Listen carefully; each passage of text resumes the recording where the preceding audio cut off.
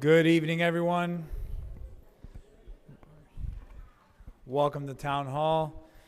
We're going to get started with our proclamations and presentations for today. The first one, allow me to introduce my colleague, Councilman Luis Collazo.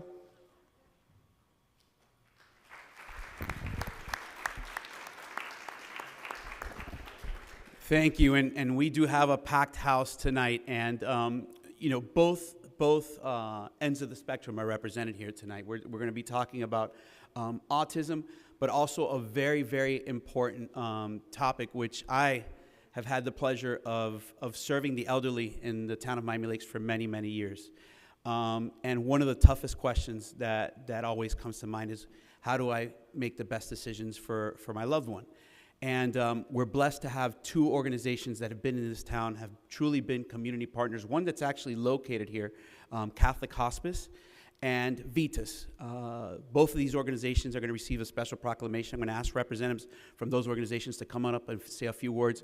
But really, it's about making healthcare decisions, and we're celebrating today National Healthcare Decision Day. So I'm going to ask Deanne Bakoff and Etienne Visoso to come on up and say a few words.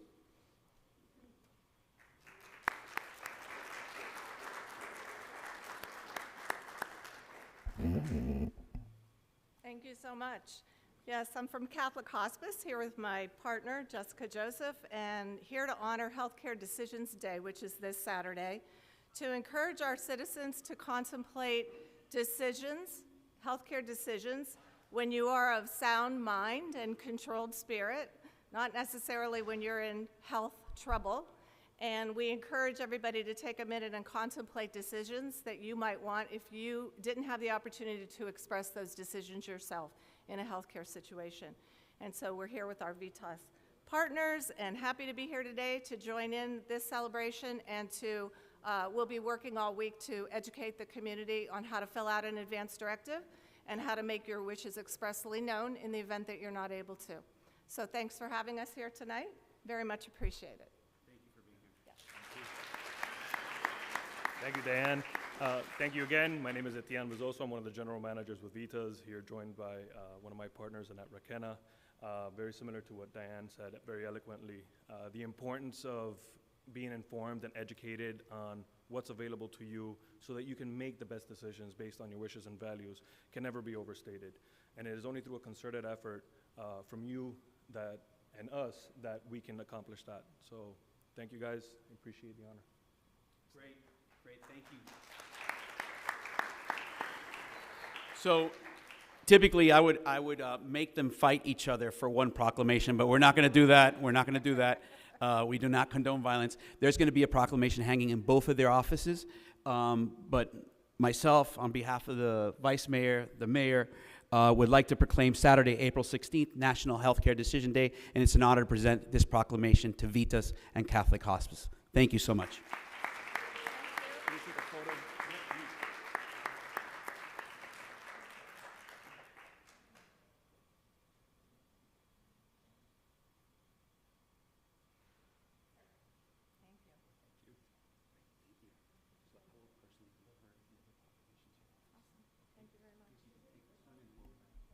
Yes, we can all. One more picture, yeah, come on. Yeah, well, no, the other one has to do it. Luckily, they're right in our backyard. You guys get in the middle. Yes. There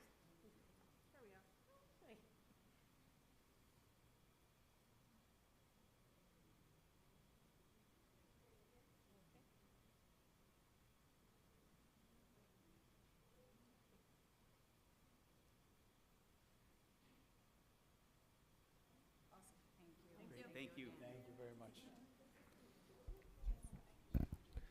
Thank you. All right, for this next one, I'm going to ask the team from Arts for Autism and the Special Needs Advisory Board members that are here present to come up with us, please.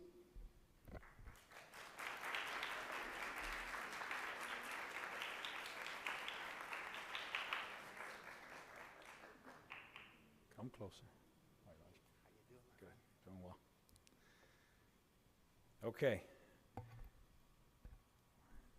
This proclamation on behalf of the town. Whereas in 2008, the United Nations General Assembly declared April 2nd as World Autism Awareness Day, and whereas autistic individuals contribute greatly to all aspects of our society, and whereas there remain social and economic challenges for autistic individuals, and whereas the town of Miami Lakes, along with its Special Needs Advisory Board, works to create a more inclusive and understanding community, and whereas the month of April is a time for the town of Miami Lakes to promote awareness, increase understanding, acceptance, and support of those with autism. Whereas the town of Miami Lakes prides itself on its mission towards becoming a model town for inclusion. Through the work of the Special Needs Advisory Board, they were able to host programming, promote events, activities, and initiatives, making the town a welcoming and prosperous living experience for those of all abilities. Now, therefore, I, Jeffrey Rodriguez, by the virtue of authority vested in me as the Vice Mayor of the town of Miami Lakes, and on behalf of the Town Council and 33,000 Miami Lakers, do hereby proclaim the month of April of 2020 as World Autism Month.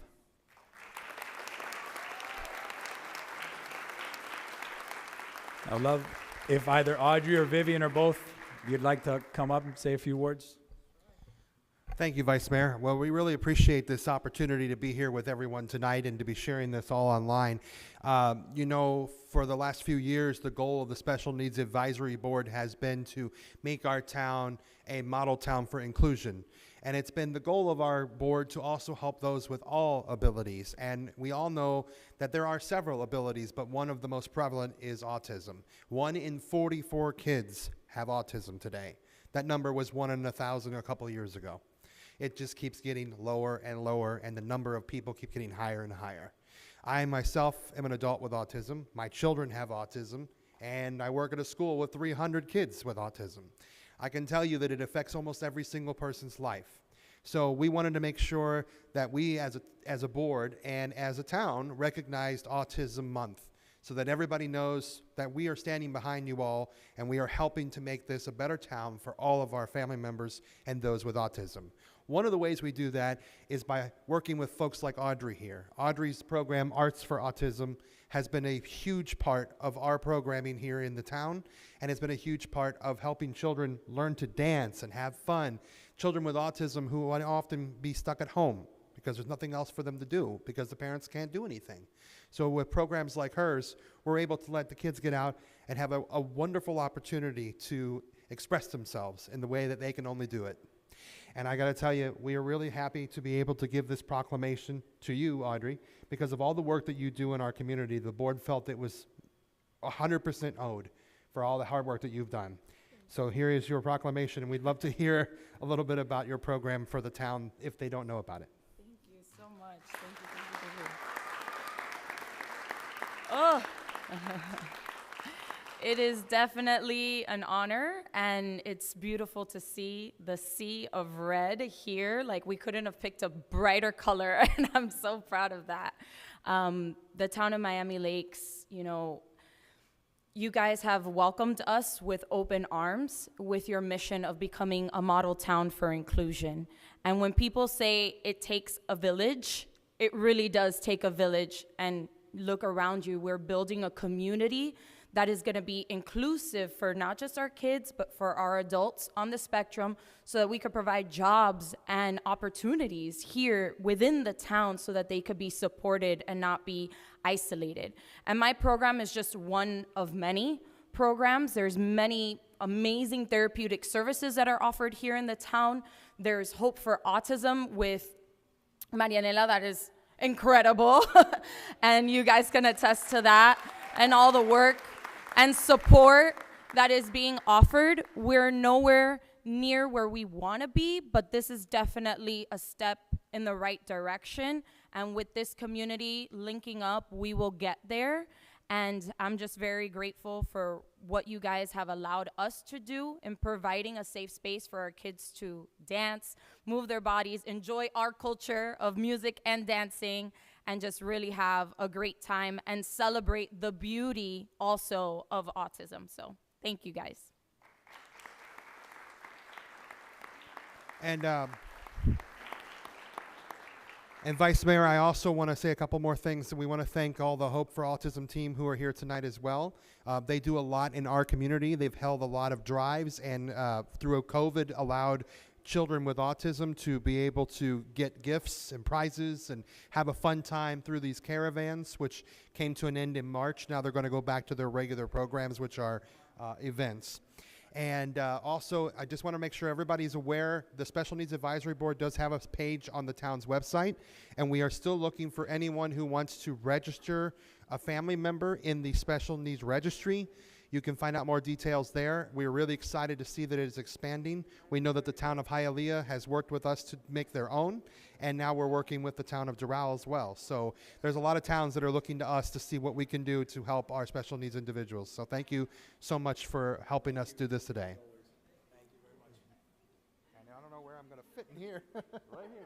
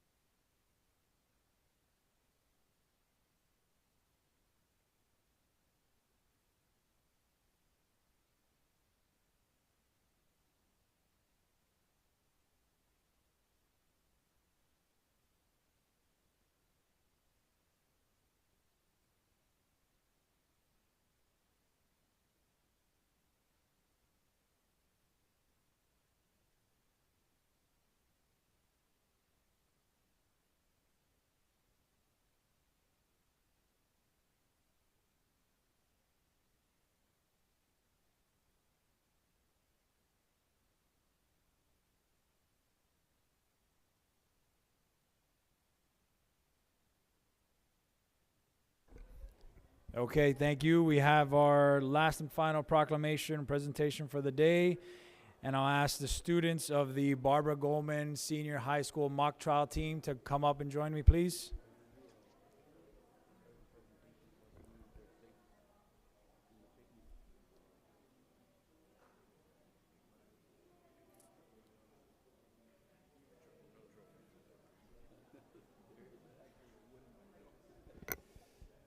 All right, so this one's very special for me. I've been helping the Barbara Goldman mock trial team for the last 3 years. Has it been 3 years, Anna? I think more than 3 already. 3 years? Last 3 years in their annual mock trial competition. And for the second year in a row, we've placed second at the Florida High School Mock Trial Championships. So we wanted to take the time and recognize these students for their hard work and dedication.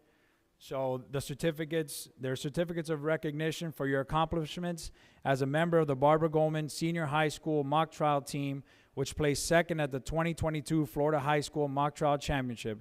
The town is proud to recognize your hard work and dedication. So we'll pass these out to each one of the students. First one, Maria Sabina.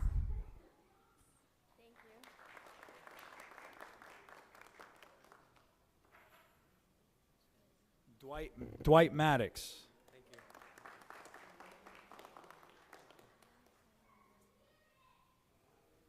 you. Leonardo Ladera. Thank you.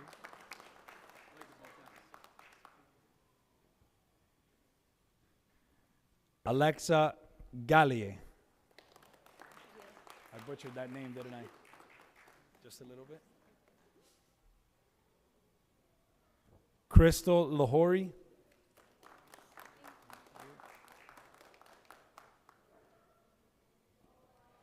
Taylor Carballo.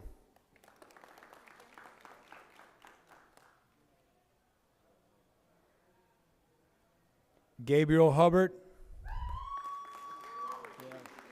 Proud mom.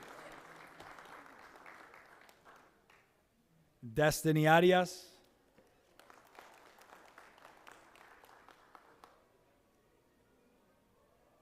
Sebastian Perez. He's not here, no? Maite Mendez.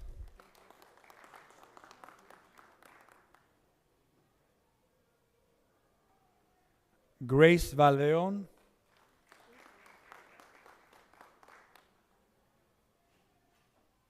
Isabella Santana.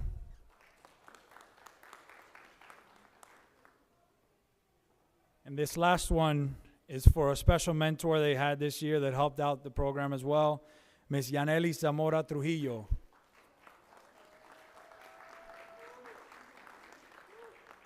No, thank you. I'd also like to call up Miss Anna Soto, who puts in countless hours above and beyond to help these students and always helps them do their best. So congratulations, guys. Next year we're taking first place, right? Yes. That's right. Let's go.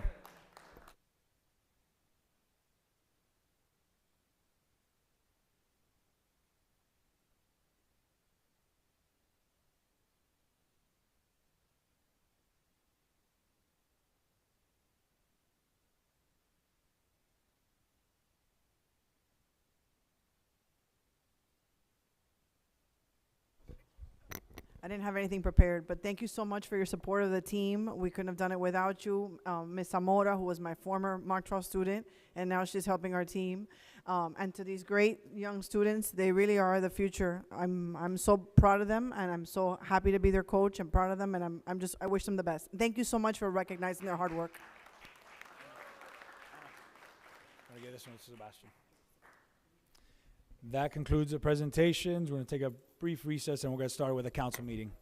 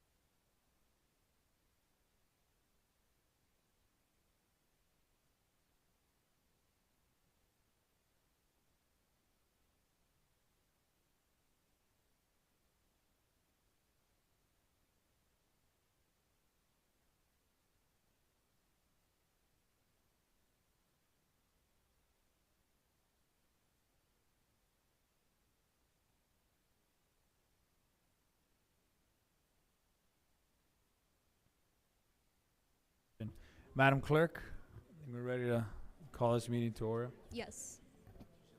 Yeah. Ready?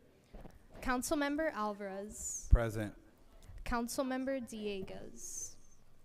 Councilmember Fernandez. Present. Councilmember Collazo. Present. Councilmember Ruano. Present via Zoom. Vice Mayor Rodriguez. Present. And Mayor Sid. Vice Mayor, you have quorum. Perfect. First, I'd like to invite for our prayer today Pastor Alex Christian for the United Methodist Church of Miami Lakes. Please rise.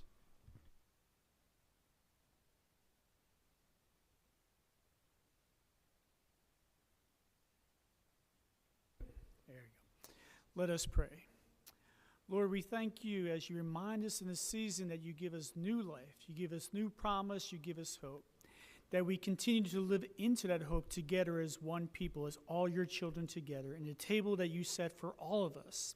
We pray that you guide these council members, you give them wisdom, you give them strength, and you give them encouragement, Lord, in the vision that you will call them here for this community together. We pray, Lord God, that as we are gathered here tonight, that we will lift them up, that we will support them, that we will encourage them, that we will find common ground together as people, Lord, tonight and every day. Lord, that this will be a place where people will come, they will find a new life, they will find hope, they will find promise, Lord God, and that we will continue to pray for them, not just this night, but in every night gathered together, Lord. And Lord, as we go forward together, that we will continue to be a people, Lord, where people will find hope and promise, Lord. We ask this in your name together as your children gather together today, going forward together as a community, Lord, that is a light for all people gathered together. We ask this in Jesus' name, amen. Please remain standing for the Pledge of Allegiance led by Councilman Luis Collazo.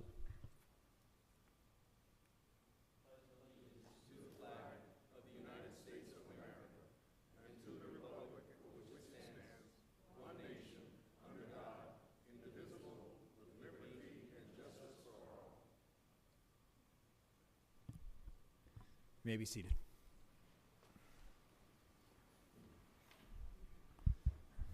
Moving on, we're going to do the Better You Minute, presented by Ariel Fernandez. Thank you. Thank you, Mr. Mayor. Good evening, council members, residents, and staff of the town that is growing beautifully, Miami Lakes. We've all had moments in our lives when we have been an underdog and found that we can't fight for ourselves alone. We've needed the help of others. We have sought out and hoped for the others to help us. But what have we done when we have found someone who is in need of defending? Have we taken the opportunity to help them? Or have we looked the other way and thought, it's not my problem, let them deal with it? How would we have felt if that was us? Opportunity to stand up for the defenseless happens all the time. Whether with a coworker, a neighbor, a friend, a stranger on the street, we should never allow someone who cannot defend themselves to fall on their own. Take the opportunity and take a stand for the defenseless. Do the right thing. Defend the defenseless. Thank you, Ariel. Before we get into the order of business, we have a special presentation tonight from a couple special guests we have in the audience. The Honorable Perla Hatman and our new Superintendent, Jose Dortes.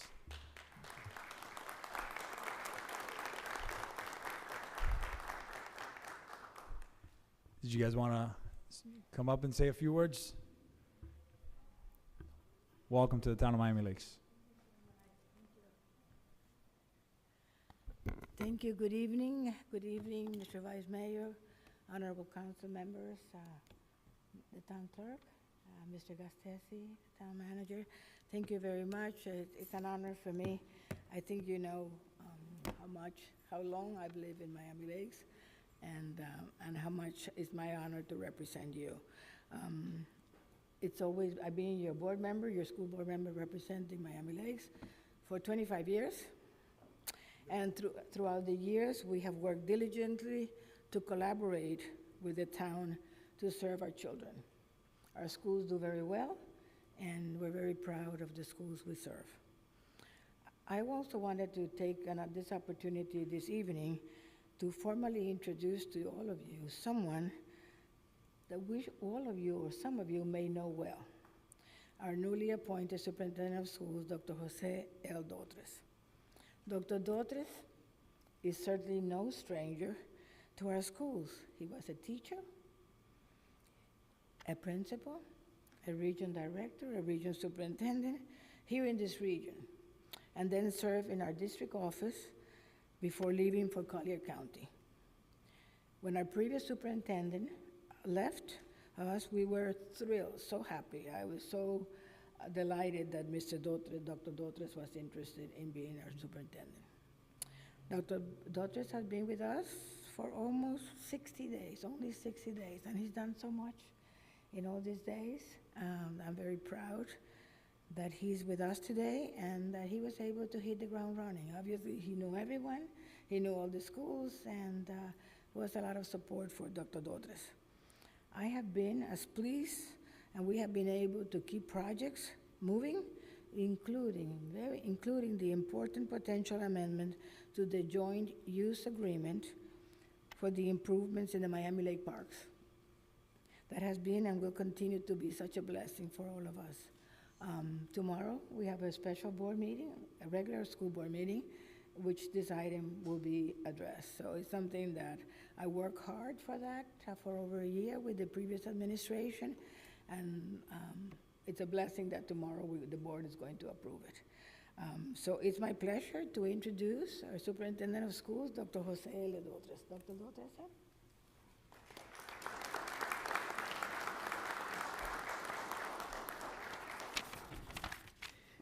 Good evening, Vice Mayor, council members. It's really an honor to be here today with Ms. Hampman introducing me.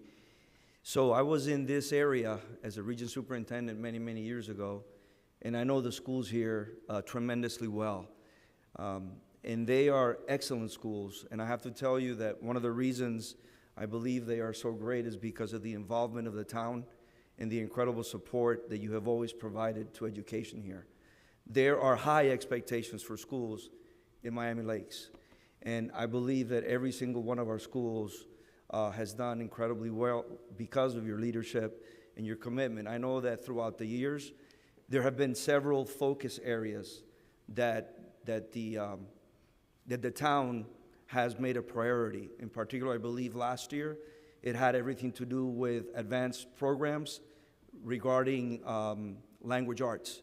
I believe the town provided over $25,000 to assist with stipends in our schools. So again, we are forever grateful for the town and the commitment that you have to education in every single one of the schools. I'm here to serve. I'm here to continue doing the wonderful work. I know the schools in this town extremely well. I've walked every single one of them. And I have to say that as a school district, you cannot have a stronger advocate for the schools in this community than Perla Tavares Hampman. I have seen firsthand some of the major projects that she has been able to deliver on behalf of the town of Miami Lakes. I can tell you very few people are able to turn no's into yeses because of the struggle that we have to deal with. Mrs. Hampman is one of those individuals. I remember clearly everything that we had to do, everything that she guided in terms of bringing the K-8 of Bob Graham to the town. That was very, very significant. Also, the capstone project at Barbara Goldman Senior High School. In addition to that, making Barbara Goldman Senior High a mega magnet. It's the second mega magnet school in our entire school district.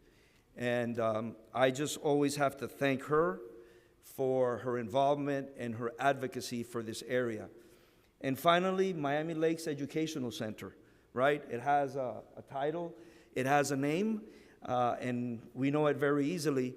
I know what it took for her to convert that complex and call it the Miami Lakes Educational Center. So I'm always so very thankful that not only do we have an incredible board chair for our school district that has been leading the district in a phenomenal manner, distinguished, with integrity, with a lot of focus, But I have to tell you that all the good things that have occurred here in the schools, from the academic rendering, even programs for students with autism, right? It has a lot to do with her leadership, her focus, and you can count on me with my commitment and the understanding that we have of all the schools in the town. Thank you very much for all that you do, all of your service, and your commitment to us. It's a pleasure to be here tonight. Thank you very much, Doctor.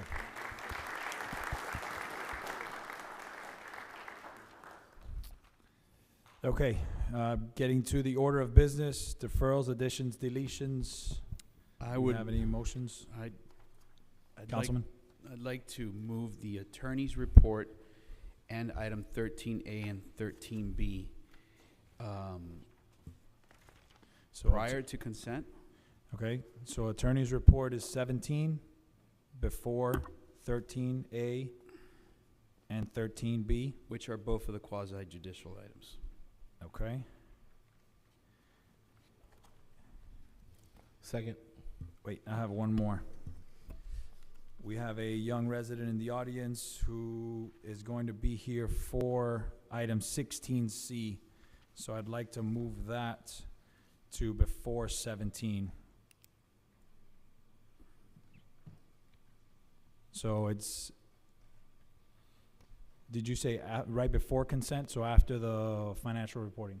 Correct. All right, so after 9A will be 16C, followed by 17, 13A, and then 13B. Do we have a second? We have a motion and a second. All those in favor? Aye. Aye. Okay, moving on. Order of business passed. Appointments. We have 5 appointments. We have Ms. Claudia Lucis to the Education Advisory Board by Councilmember Marilyn Ruano. Laureano Fernandez to the Mental Health Task Force by Mayor Sid. Jose Fernandez to the Sheriff Ordinance Ad Hoc Committee by Mayor Sid. Sergio Diaz to the Sheriff Ordinance Ad Hoc Committee by Councilmember Collazo. Rosa Barrios to the Mental Health Task Force by Councilmember Luis Collazo. Have any motions? Motion. A motion and a second. All those in favor? Aye. Aye. Is anyone whose name I called here in the audience today? Mrs. Lucis? Please stand up and be recognized. Thank you very much for your volunteer and your time. Moving on to item 8A, the Cultural Affairs Committee. Mr. Chairman. Vice Mayor, the I'm sorry, public comments, sorry. Sorry, Mita. Anyone wishing to speak, please just state your name and address for the record and welcome. Martha Mendez, 7000 Glen Eagle Drive. Welcome. You skip public comments. Not You on know how I purpose, feel don't worry. about public comments. I know. Okay. I was reading, good thing you swore in your appointees, your volunteers. You keep complaining that you don't have enough volunteers in this town. And I can tell you why that is happening. Because you recently passed changes to the committee rules. One of them being the volunteer has to attend 2 committee meetings prior to being appointed. 2 meetings is 2 months, because they only meet once a month. Then they have to come before you and be appointed. That's 3 months. If I were a volunteer, which I am not, I'd be ticked off that you dismiss me in that way. So this requirement, whoever added that to the committee rules, should be removed. And the other committee rule that you added, appointments to committees shall be vetted by the committee chair. So the committee chair is going to ask, I'm appointed to youth activities. I threw that in there. What is he going to ask me? Oh, you're young? How do you vet somebody for youth activities? How do you vet anybody for elderly affairs? They have to be my color hair? Is that a requirement? What happens if the chair doesn't like the appointee? You appoint. You vet, not the chair. The chair has nothing to do with it. What if the chair doesn't like that person? Does that volunteer get thrown out the window? We're done with that. I have had, and you're a participant, and he's not here, Councilman Diegues, and the 7.3 issue. I told you that when you passed the MOU at the special call meeting, not you, Mr. Alvarez, you weren't here. You had nothing to do with this, so you're out of the conversation. The 7.3 says very clearly that it requires a waiver if you're not gonna, if it's something new added to the agenda. You did changes to the MOU on the dais that night. And it says clearly it needs a waiver. And by the way, in this agenda alone, you have waivers all over the place. You have 5 waivers of 7.2. You could have. Thank you. 3 minutes? Yeah, they go by fast. Wow. Okay, just so you know, I'm leaving the fee for the attorney because Thank you. he You can leave it asked with the for- clerk. I'll give it to the clerk. Okay, thank you. Anyone else wishing to speak in public comments? Come on up.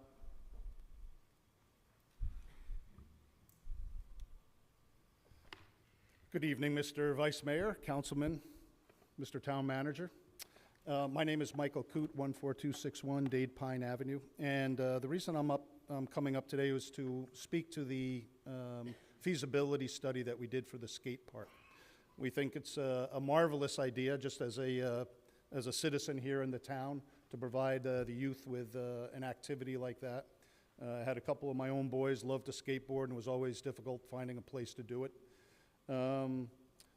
But to the point, Veterans Park, and we've found this commitment by the town, by the elected officials to support the renaming of Veterans Park, which showed your support for veterans. So we're eternally grateful for that. And it's been pointed out to us in some venues, well, it's your park, Veterans Park, in name only. And other people have said, well, that's not quite true. As a taxpayer, it belongs to all of us, and as a veteran, perhaps you have a little more of a vested interest. But that aside, what we'd like to see done, or what we would recommend perhaps, is that if we're going to add something to the park, perhaps it could be considered as part of a larger plan. Because we've spoke with elected officials and staff members and have proposed some ideas on what could go in that park: a monument, flagpoles, a splash pad, which I understand was being considered elsewhere. So the idea of putting in a skate park is an excellent idea, but perhaps it would be better considered as part of a larger plan, rather than put in a skate park and then after the fact, think about where we're going to put a monument, think about where we're going to put a splash pad, if that's even considered, or where we're going to put flagpoles, but rather have perhaps a larger master plan that says, this year we're going to do this project and invest this money, and then as we move down the road, consider other venues. So that's, as a private citizen, it seemed like it was worth mentioning. I know the feasibility study is going to be addressed a little bit later this evening, and think it's a great idea, but perhaps when considered as part of a larger plan. Yep, thank you. Excellent. Thank you very much. Anyone else wishing to speak in public comments? It's coming up.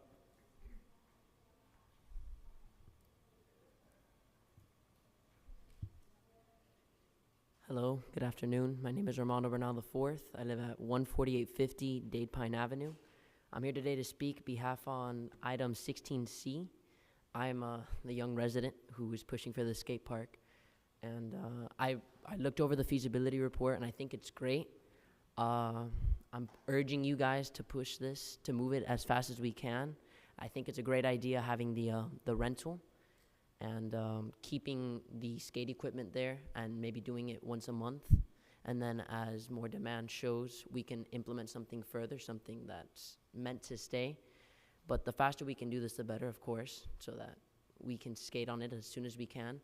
And two, because I think, this is really good for the community and it's good for community involvement. But other than that, yeah, let's get this thing going. Thank you. Anyone else wishing to speak in public comments? It's coming up. Madam Clerk, do we have anyone online for There's public one comments? participant online, but I was told he's not going to speak for public comments. Okay.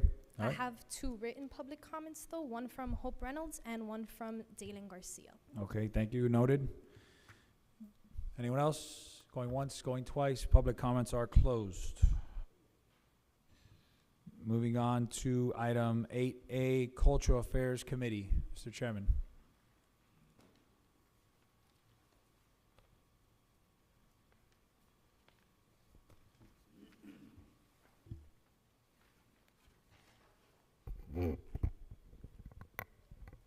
Honorable Mayor, Vice Mayor, council members, town staff, our manager, my name is Neil Robinson.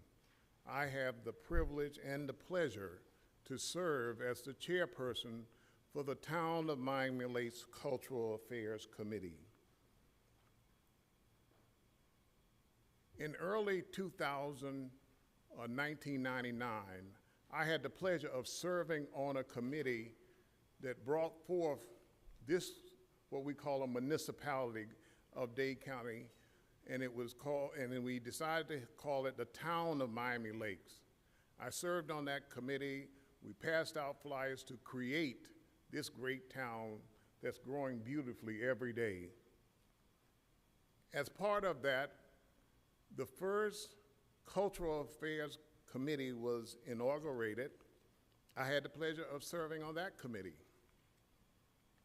For those of you who are not familiar with our history, how many of you have seen the cows that exist here in the town of Miami Lakes? These cows. That was done by Cultural Affairs. And so we have a long and distinguished history of being involved in trying to beautify this community.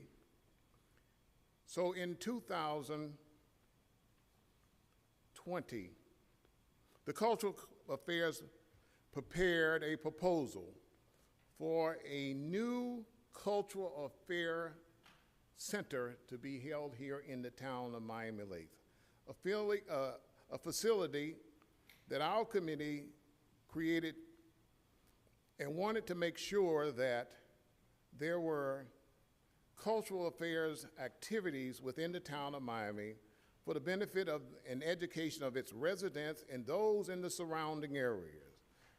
We strongly believe that in order to continue providing exceptional, spectacular cultural affairs events for our residents, we need to have a cultural center to call home. We are confident in our ideas, and we envision that the proposed project will take in consideration all the ideas that we envision for this great town. We review the incorporation and its future vision for the community in order to bring a cultural center to our beautiful town. We envision that that proposed facility will be a place that inspires creativity, enlightenment, and for all those who visit.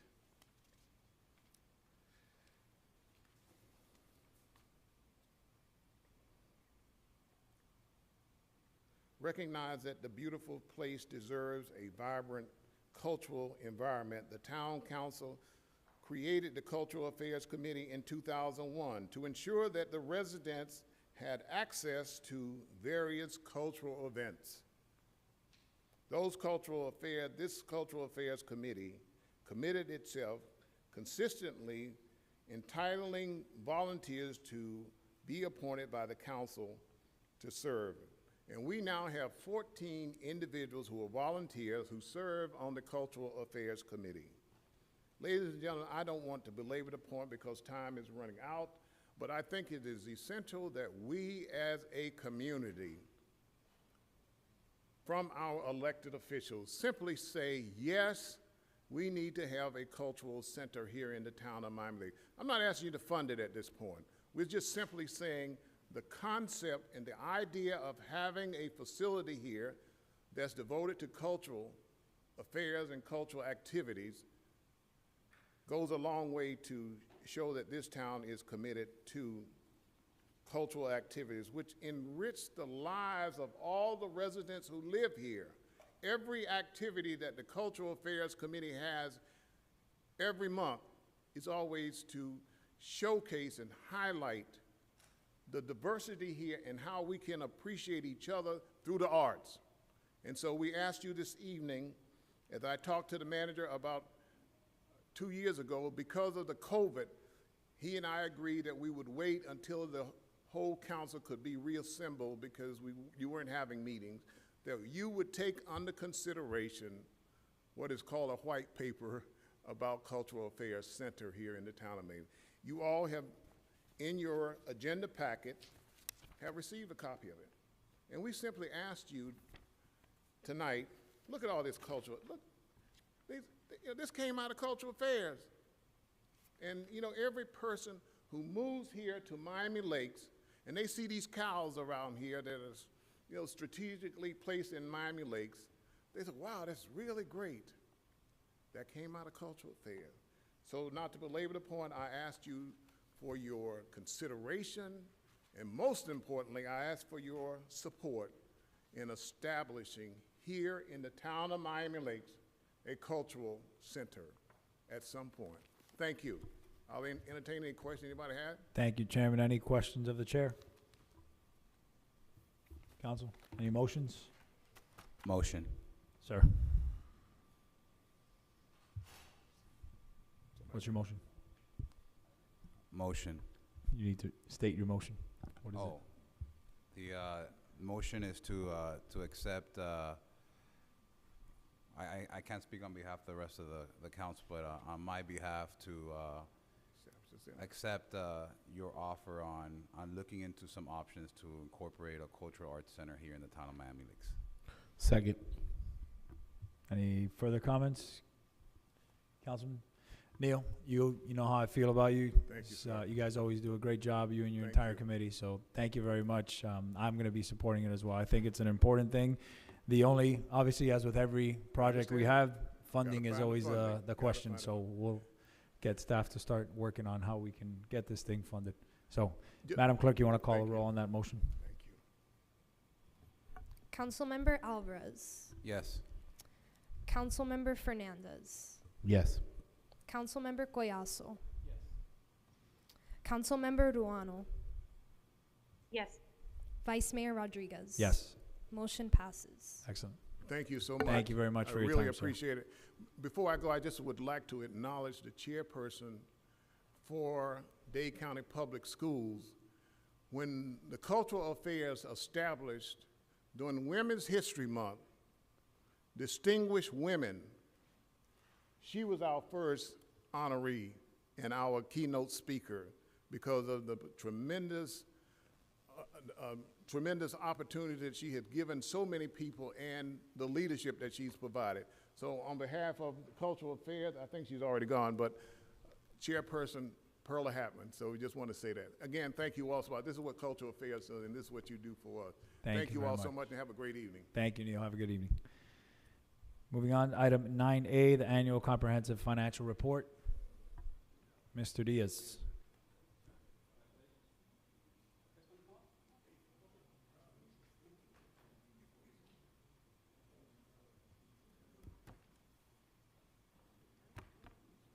Good evening.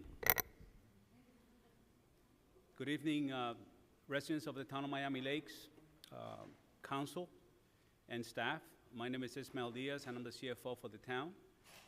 On March 25 of 2022, we concluded the independent audit for the year ended in September 30th of 2021.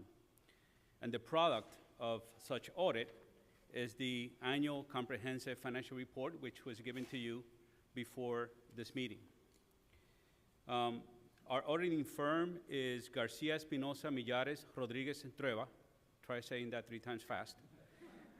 And with us tonight, we have our senior audit manager, Jerry Donates, and we have the audit supervisor, Francis Cabrera.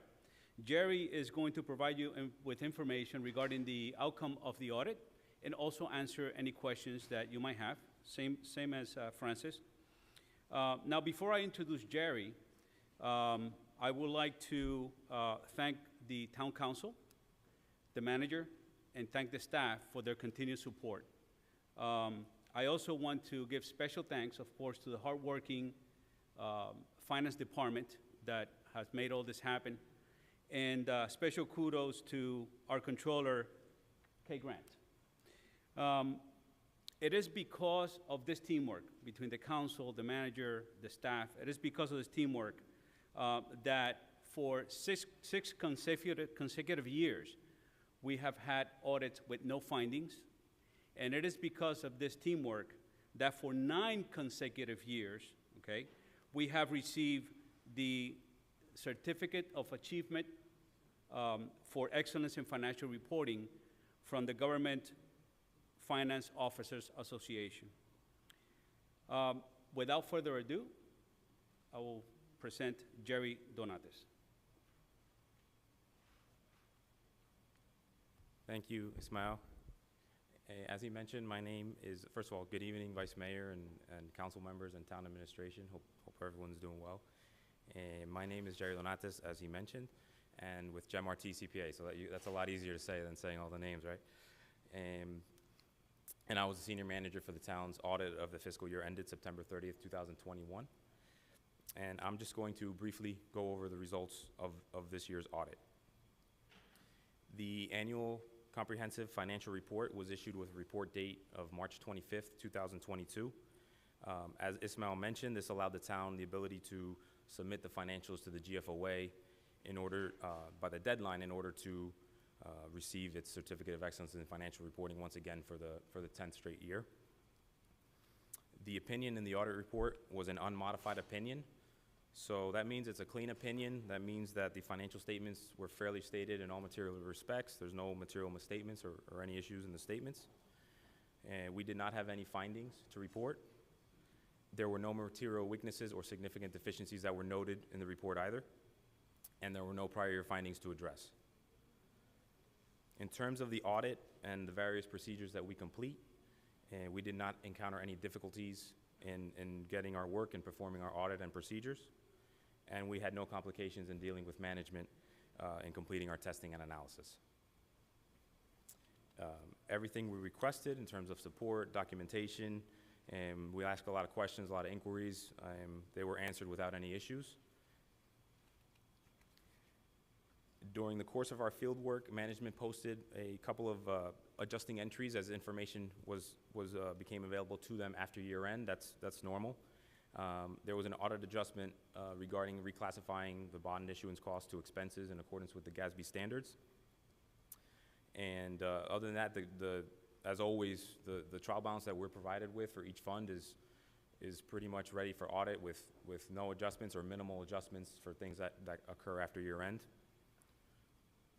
In terms of the fund balance, the town had approximately $4.8 million of unassigned fund balance as of September 30th, 2021, which is in compliance with the town's reserve policies. So that's about 9% above the established policy. In terms of the budget, overall expenditures were within budgeted amounts, and revenues and appropriations were sufficient to cover expenditures. During 2021, two of the more significant things that I'm sure you know of that occurred in terms of financials and accounting was the issuance of the Series 2021 Stormwater Utility Bonds and receipt of half of the federal funding related to the American Rescue Plan. The CFO and controller, they did a good job in setting up a sub-funds system in the Stormwater Fund in order to be able to clearly track the progress of each project. And that helps because not to get too technical, but being an enterprise fund, sometimes you won't see that, so they set it up in a way where it's still in accordance with the GASB standards and reporting, and then it also helps internal management reports because you see actual expenses and things like that. So that was pretty good how they set up those funds to keep track of the bonds and what they're spending the money on, and the ARP money as well. For fiscal year ended September 30, 2021, the town expended more than $750,000 in federal grant funding. So as a result, that triggers a federal single audit, and as required by the uniform guidance. This year, there were two major federal programs that were audited. One was a flood mitigation assistance grants, and the other was related to the Coronavirus Relief Fund. And we had no findings pertaining to our compliance testing for those two major programs, and the opinion in the single audit was also unmodified. All the required support and documentation was readily provided, and we worked closely on this part of the audit with the controller and the grants administrator, providing information and schedules and things like that.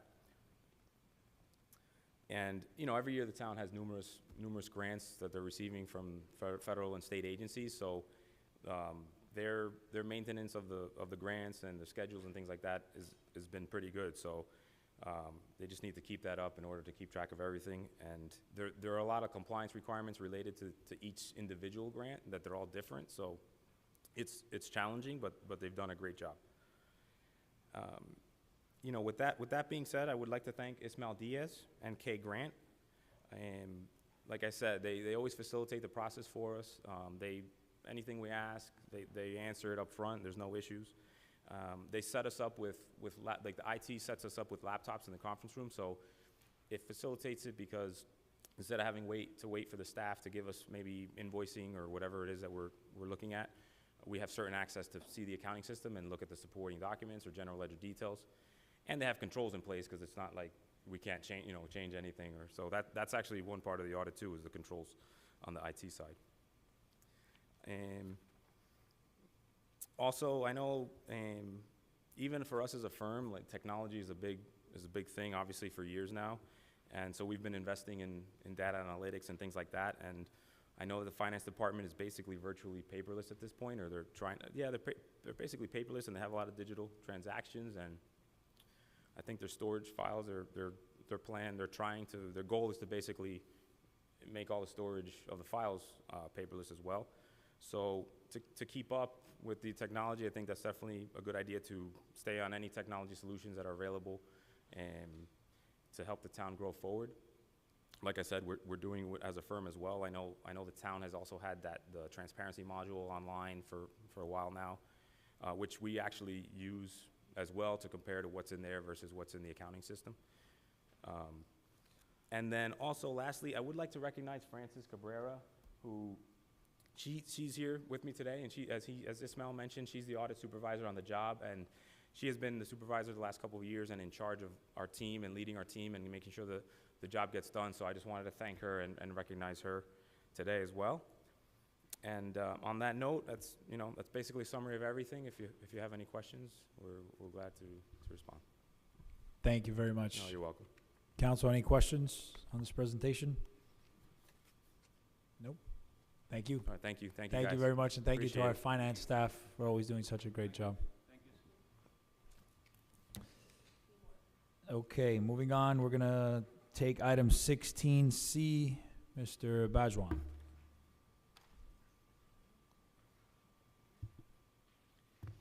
Good evening, Vice Mayor, Council.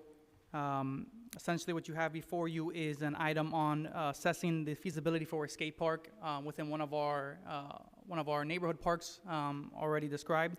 The purpose really is to see what is going to be the easiest amenity to be able to implement with the ideology that we kind of don't want to impact the park's full overall use, but make sure that it's something feasible to sustain a skate park.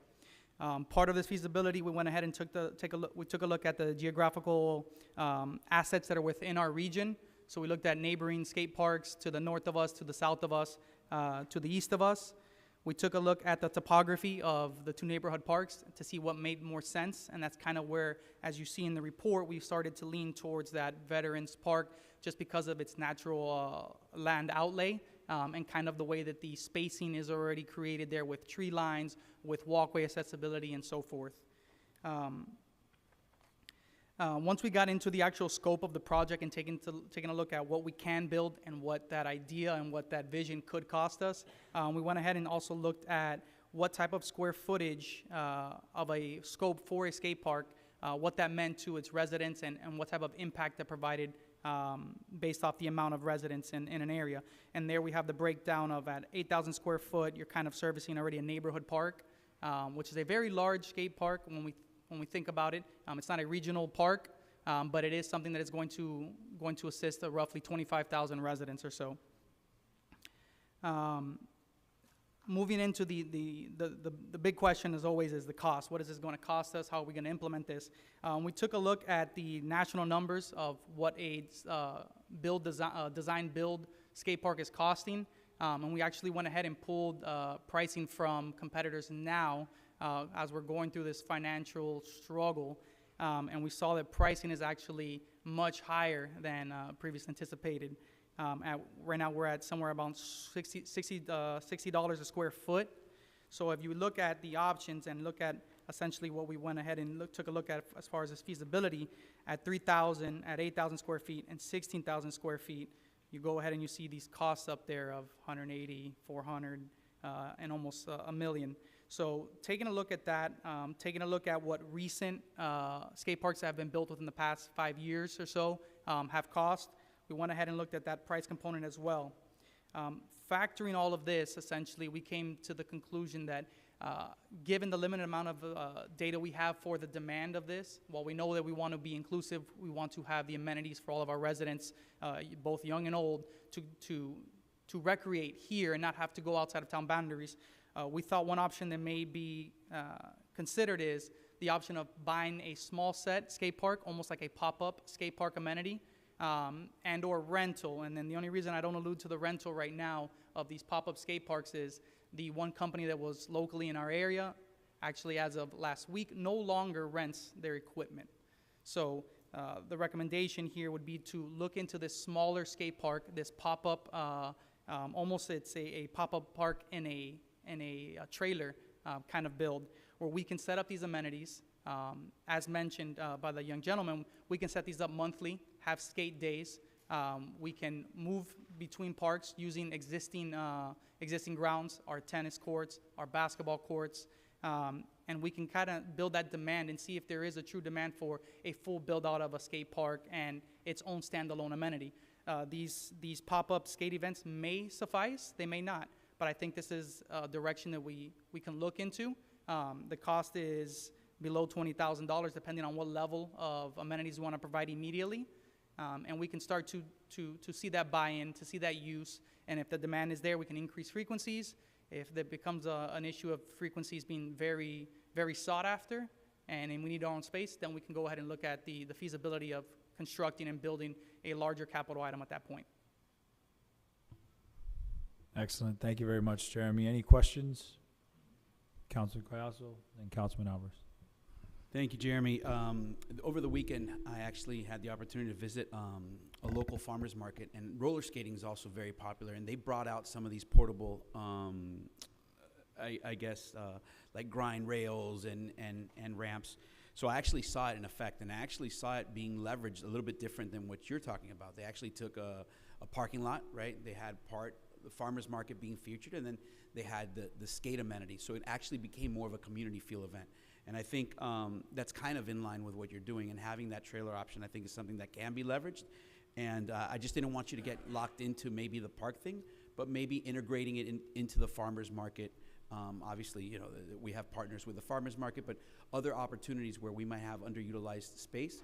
I believe the Youth Activities Task Force actually brought in a BMX demonstration one time, and they brought in like a half pipe. Mm-hmm. So those are also opportunities that I think you can use to kind of gauge and see. What I like about the trailer idea is if it's not something that we're going to use, it has some resale value, right? So if you're testing this and it's not an amenity that really attracts, or after the novelty wears off, it's not something that we want to, it's not money lost, so to speak, right? I think it's something that could be resold or reutilized. So I'm definitely going down that route of trying out the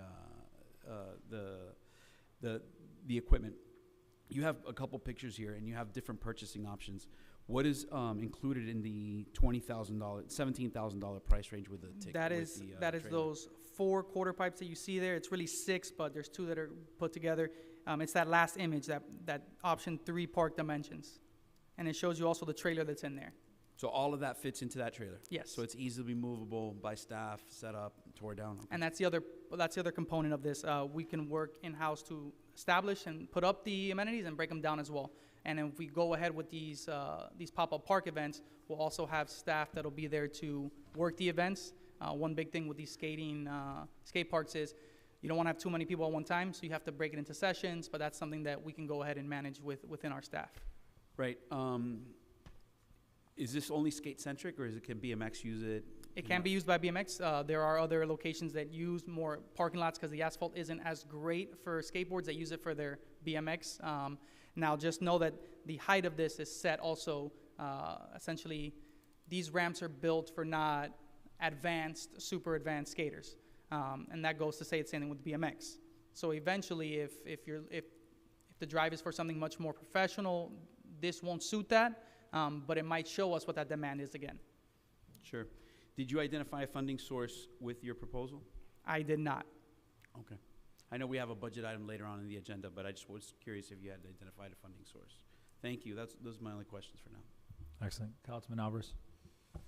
And that, what Councilmember Collazo said, it was right aligned to what I was going to mention. I would try to tie this to a town community event as opposed to something just standalone, separate, whether it's the farmer's market or when we do the safety demonstration, we're giving out bike helmets, like community-oriented events where members and residents from the community gather to have this pop-up skate park, if you will, available to residents if that's the direction we like to go in. And the $1,500, it's a 3-month minimum for the rent, and you can pop.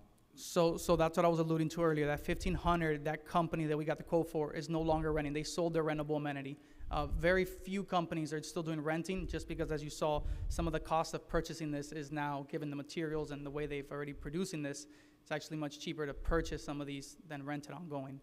Yeah. Right. When I met with the manager, I was more for to see if this is something that would require, something that the community wants. So I was leaning more to like rent. the pop-up to see if, like you mentioned, there's a demand for it. People come out at these community events.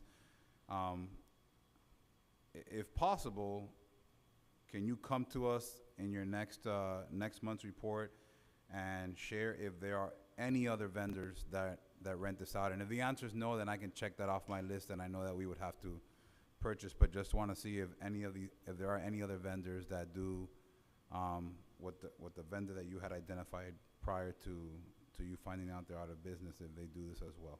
Yeah, both vendors that we originally had a notion that they had helped other communities with a rentable option.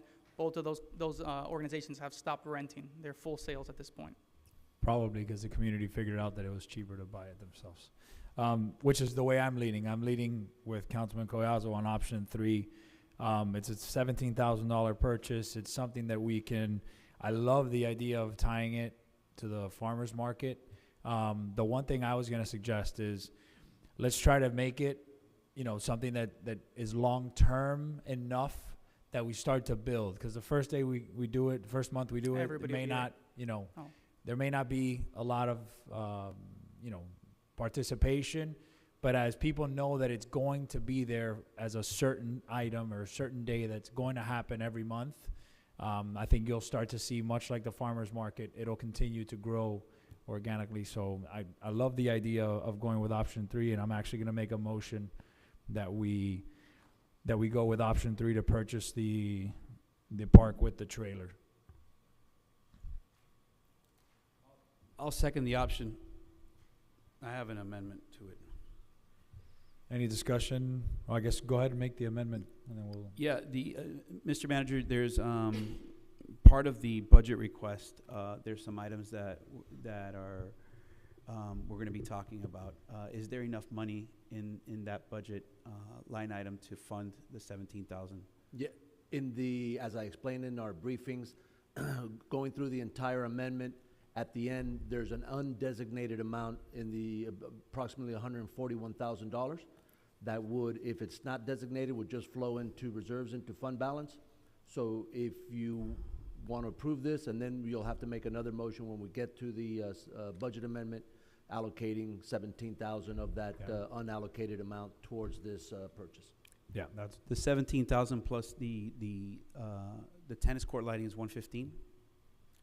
22 is what we need. 22 is for the 2 courts. If we go all 4 full courts, it's an additional 115. Got it.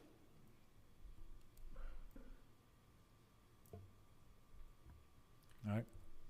I just wanted to make sure that we identified a funding source, so my amendment No, and is- that was the plan. The plan was to approve this now, and then when we get to the budget item, have an amendment to the budget to add the 17,000 for this allocated item.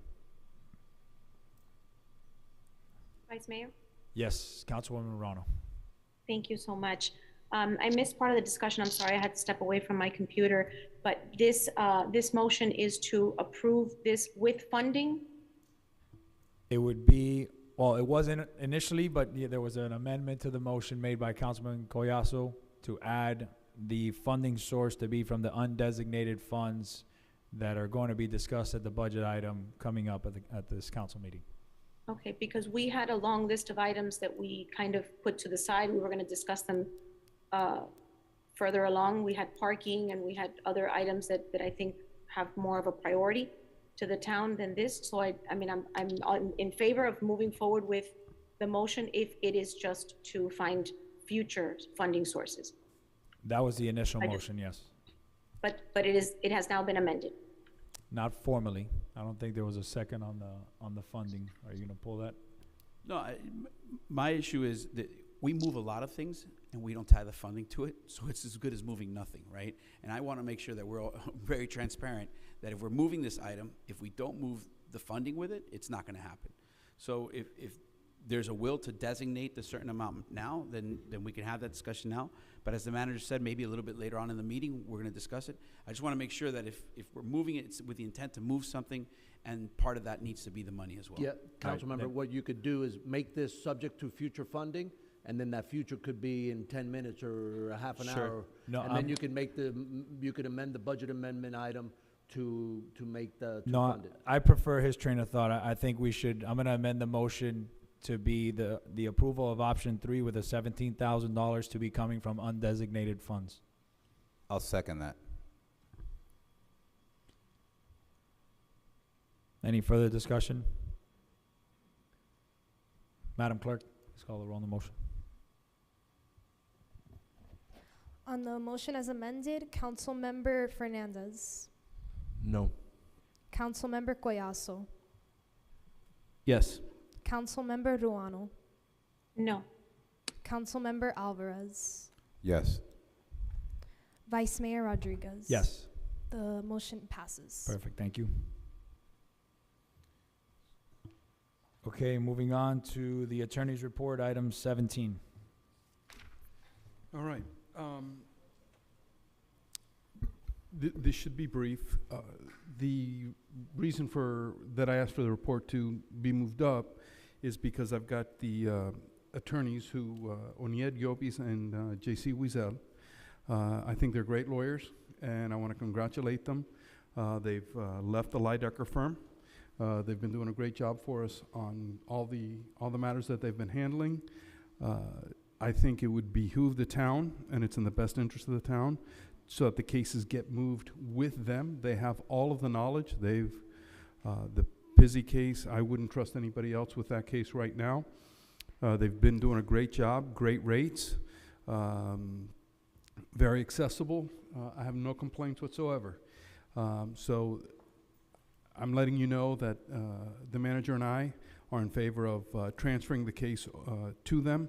I'm not sure that we would necessarily need council approval, but on something so major as the Pizzi case is to the town in terms of billings and other issues that I'm going to bring up at the end of the night, or bring up in a few minutes, I think it behooves us to move it over there. Otherwise, leaving the case at the Leidecker firm, no offense to them, but they would have to catch up and get to speed. It would be like sending it to a whole new law firm. They are the gentlemen that have been working on the case with their secretaries and everything else.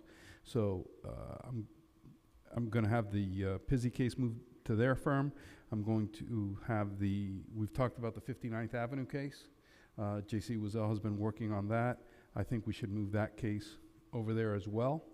And then I think there's some insurance company cases where the insurer has basically said, hey, Raul, are you okay with moving the cases to them? The insurer is paying for that defense. Am I missing anything else? That's it? And then I'd also like them to just give you a status report on the Pizzi case. I know I've had private discussions with most of you on that issue. They're going to give you a brief report on that. And then, Lorenzo, I'm going to need your help and the manager's help on the issue of moving some monies over. But if Onyed could step up to the mic. So, Raul, do you need a motion from us, or is this something that you and the manager? I don't think I would prefer to ratify it with a motion. I'll make a motion to ratify it. I'll second. All those in favor? Aye. Aye. Welcome.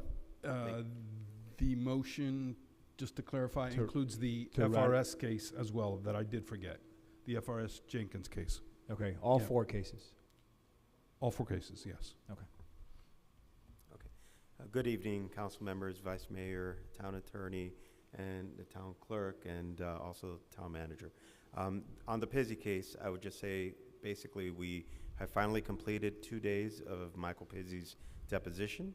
I don't want to breach any confidentiality and share too much here, but we are planning a motion for summary judgment. That is the next step, which is basically a trial on paper. And besides that, we have a case management conference that we're going to be setting up so we can set the case for trial. So trial on paper being option 1, but option 2 is we set the trial anyway. And that's all that I can share right now. Right. Thank you. Yes. And the other thing, Lorenzo, how much money do we need to move over?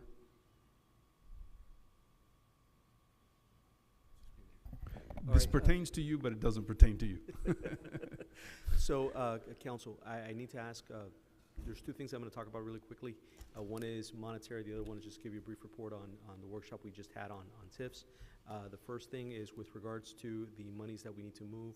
We need to move from our general reserve $30,000 to the Pizzi line item at this time.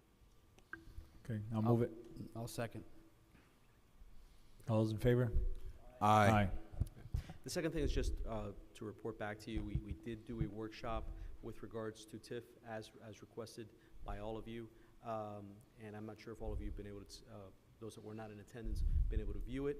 But basically at this time, that's not something that we can move forward with. I know that you wanted a resolution, but that's not something that we can move forward with, given that that area does not meet the definition of blightness. There are other avenues and other things that we can explore, and we can talk about that at another time if you so wish for us to come back. One of them is being a business development district that we can look into, and that would, but that would be more in the realm of a special assessment for that area to build out 59th Avenue, not a general TIF, which is basically where we'd be able to take advantage of the difference in taxable value from the actual infrastructure improvements. So. Got it. All right. Thank you. Very quickly on the bridges matter, the Hialeah Council essentially tabled the matter until the 26th. I believe they meet every 2 weeks, but they're going to be meeting again on the 26th. I had a discussion with Hialeah's attorneys. There's a couple of issues that they want to talk about. I don't think it's anything earth-shattering. The conversation was positive for the most part, but I'll share my thoughts with you separately. Lastly, Mr. Vice Mayor, if you have 13A and 13B next, if you could switch them, because 13B is like 30 seconds from what I understand. Okay. With all due respect to the applicant for 13A, we have a motion to move I'll 13. reopen the order of business. Open. Motion to second open. Motion to change 13A to 13, switch the sequence from 13B to 13A. Second. Okay, all those in favor? Aye. Aye. I also have a request to reopen the public comments if we so. Sure. So I'd like to make a motion to reopen public comments after we're done with item 13B and 13A. Got it. After 13A and 13B. Yes. Got it. Okay, I'll second that. All those in favor? Aye. Aye. Aye. Let me write that down. Mr. Attorney, is that it? Yeah. Perfect. Yes. All right, thank you very much. We're moving on to item 13B. Mr. Attorney, is it quasi-judicial?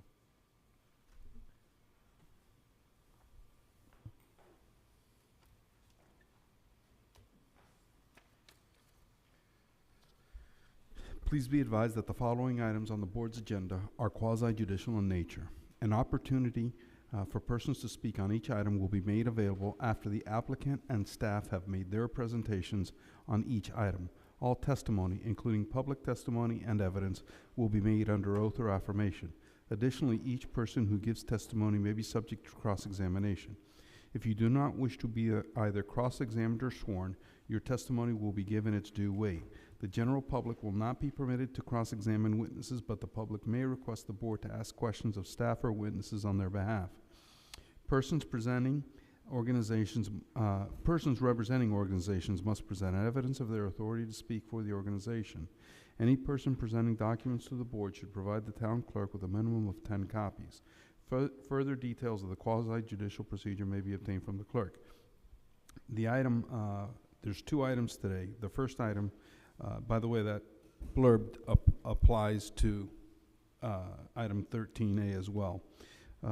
A resolution of the Town Council of the Town of Miami Lakes, Florida, approving a request in accordance with Section 13308F3 of the Town of Miami Lakes Land Development Code for final plat entitled Eternal Subdivision for the property located at 16401 Northwest 58th Ave, Miami Lakes, Florida, in the IU-C zoning district, providing findings, providing for approval, providing for conditions, providing for violation of conditions, providing for appeal, providing for an effective date.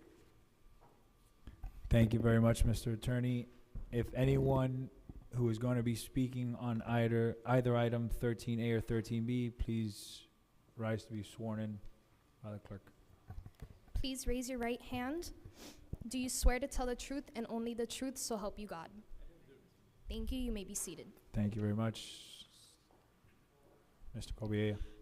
Before we proceed, if any of you have engaged in any ex-parte communication, now would be the time to disclose it on the record before we move forward. Okay. Yes, I have. I was contacted by the applicant's attorney, Ms. Heidi Sarah, and just inquiring if I had any questions, and in which I had none. So that was it. I'd like to disclose the same. I was contacted by client's attorney, Heidi Sarah, asked me if I had any questions. I said no, and that's the extent of the communication that I had with her. I, too, would like to disclose the same. I also received a message from the applicant's attorney regarding any questions that I had. Thank you. Good evening. Welcome. This item is the second part of the item you heard a few months back where we did the preliminary plat. It is absolutely administrative at this point. The plat was approved originally. They did everything they had to do. They went to the county, they got approved, and now you guys get to put the little bow on it, and that's what you're here to do. It all complies with what you asked last time. It complies with the requirements of the county, and it complies with the requirements of the code. Nothing the applicant? Thank you very much. Anything from the applicant? Well, Yes. any questions of staff before we get to the applicant? Seeing none. I'm here for questions if you have. Any questions of the applicant? Is there anyone in the audience that would like to speak for or against this item? Seeing none. It's closed. Public comments on this item are closed. Open for discussion. Do we have any motions? I'll move the item. We have a motion. Second. Motion and a second. Any further discussion? Seeing none. Madam, roll call. Madam Clerk. Councilmember Collazo. Yes. Councilmember Ruano. Yes. Councilmember Alvarez. Yes. Councilmember Fernandez. Yes. Vice Mayor Rodriguez. Yes. The resolution passes. Perfect. Thank you very much. Thank you. Moving on to item 13A. Mr. Attorney.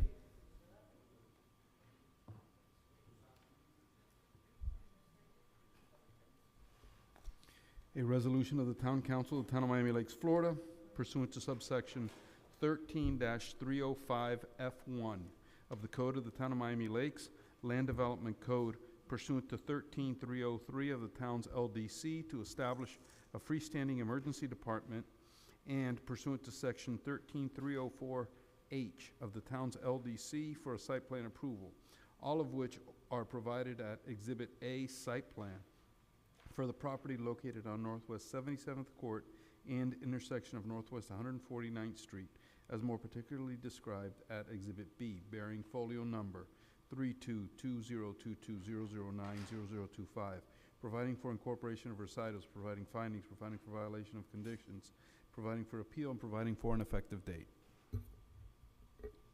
Thank you. Ms. Alonso? Again, for the planning department, Susana Alonso, this applicant is applying for a conditional use and site plan approval to build a new freestanding emergency room in a land that is currently vacant in the industrial district. This is an application as of right. The only reason that they need the conditional use is because it's a hospital use, and all hospital uses require a conditional use. But as you understand that the conditional uses are special uses that are just need to be regulated one-on-one, as opposed to having regulations that apply to all of them. And that's what we're here to do, is to create the conditions by which this use will be regulated in the future. They're building a 19,800 square foot freestanding emergency room. There's not gonna be any overnight stays. It's basically just the preliminary care that you get in an emergency room, but they're not gonna have any overnight other than observation. And I'm gonna let the staff explain these things better, because they get a little nuanced, but I don't wanna mess it up. The conditions are in the staff report. We're recommending 10 conditions. In a quick summary of the ones that are not so obvious, we're requesting that they time the staff entries much like we have done in the past at 7, 3, and 11. The applicant says that they actually would like to do it 7 and 7, so 7 a.m. and 7 p.m. because they're doing 12-hour shifts. So that works very well with this, so we're just gonna amend it in here. As usual, we need construction staging plans just to make sure that they're taking care of bringing the trucks in at the right time and that kind of thing. And as usual, conditional uses are renewable every year in the sense that they don't come back before the council, but we do look at them and to make sure that they're working appropriately, just in case we need to adjust parking requirements, just in case we need to adjust entries or staffing situations. So they get reviewed, we check with code, we make sure that everything is going well or not, and then renew their conditional use every year. There will be, as part of this application, they have a $98,000 mobility fee, which must be paid in full before the building permit. And with that, I'm gonna introduce the staff report into the record and allow the applicant to make their presentation. Okay. Well, you want any questions of staff before? I have a question. Susana, hold on. Before we get to the applicant, there's some questions of staff. Councilman Collazo and then Councilman Alvarez. Thank you, Susana, for proactively addressing, the concerns that we've always had with conditional uses and the staffing patterns, especially for healthcare facilities, and I appreciate you already doing that homework. The staffing pattern that you talked about typically that I've seen deployed in healthcare settings like an ER are usually for nursing staff, medical staff. Does that also include janitorial, food service? Technically, yes. But I'm gonna let the applicant be a little more explicit about that. Right, so since we did enter it into the record, if we should, bifurcate that for medical, non-medical, I wanna make sure that we can do that at this time. Councilman Alvarez. Susana. Oh, sorry. Why are the hours just 7 a.m. to 7 p.m.? In order to stage them out of peak periods of traffic. So basically they come in before the morning rush hour begins and they leave after the rush hour ends. And that So way what they if, don't what if, conflict with so the what if a 8:30-ish. resident has a family emergency at 8 p.m.? Oh, no. It's 24-hour 24 hours operation, there. these are staffing hours. Staffing hours as in like their staff shift begins at 7 and ends at 7, So- so that all the staff arrives at 7. and then leaves again at 7 o'clock in the afternoon. So their staff is not coming in at rush hour for They have traffic. two, okay. Right. So like they have two shifts, a Correct. 7 a.m. to 7 p.m., Correct. 7 p.m. Yes, I'm sorry. Yes. Okay. And But there's it will be open 24 hours a day, yes. It's open 24 hours, but you mentioned something about no overnight stay, or did I, was that? They do not keep patients, so you don't get admitted into the hospital here. If you require to be admitted to a hospital, you would be transferred elsewhere. This is only to stabilize the patients and to keep them until they are ready to either be moved somewhere else or be released because they're okay. Okay. Mike. You need to, yes, for observation, yes. For if you're- I think it's best to Let them let the answer- applicant yeah, answer let these them answer questions, these so. There you go. yes. Thank you. Good evening. Good evening. Joseph Goldstein, attorney, law offices at 701 Brickell Avenue, here on behalf of Baptist Health South Florida and the Graham Companies. I'm here with my colleague, Alessandria San Roman. She's the person who at some point you're going to ask me a question. I'm going to go over there and ask her to answer the question. Margaret Nee and Leslie Escobar Nivia are here. They're our project managers, so they can answer those questions. Most important, Vicky Ruiz in the purple, blue. She's the Vice President for Emergency Services for Baptist Health. So she's going to be the one that really is going to answer these questions that were just before you. Sitting next to Vicky is Nancy Batista Rodriguez, who is pretty much in charge of everything else. She's the CEO of Outpatient Services at Baptist, which means that the emergency rooms, the urgent cares, the diagnostics, virtually everything short of actually the physicians themselves, she's in charge of. So we've brought everybody here that we think can appropriately answer the types of questions that you would expect to have. Stu Wiley's here on behalf of this application. He's going to be the landlord. And then most of the presentation that we're going to make outside of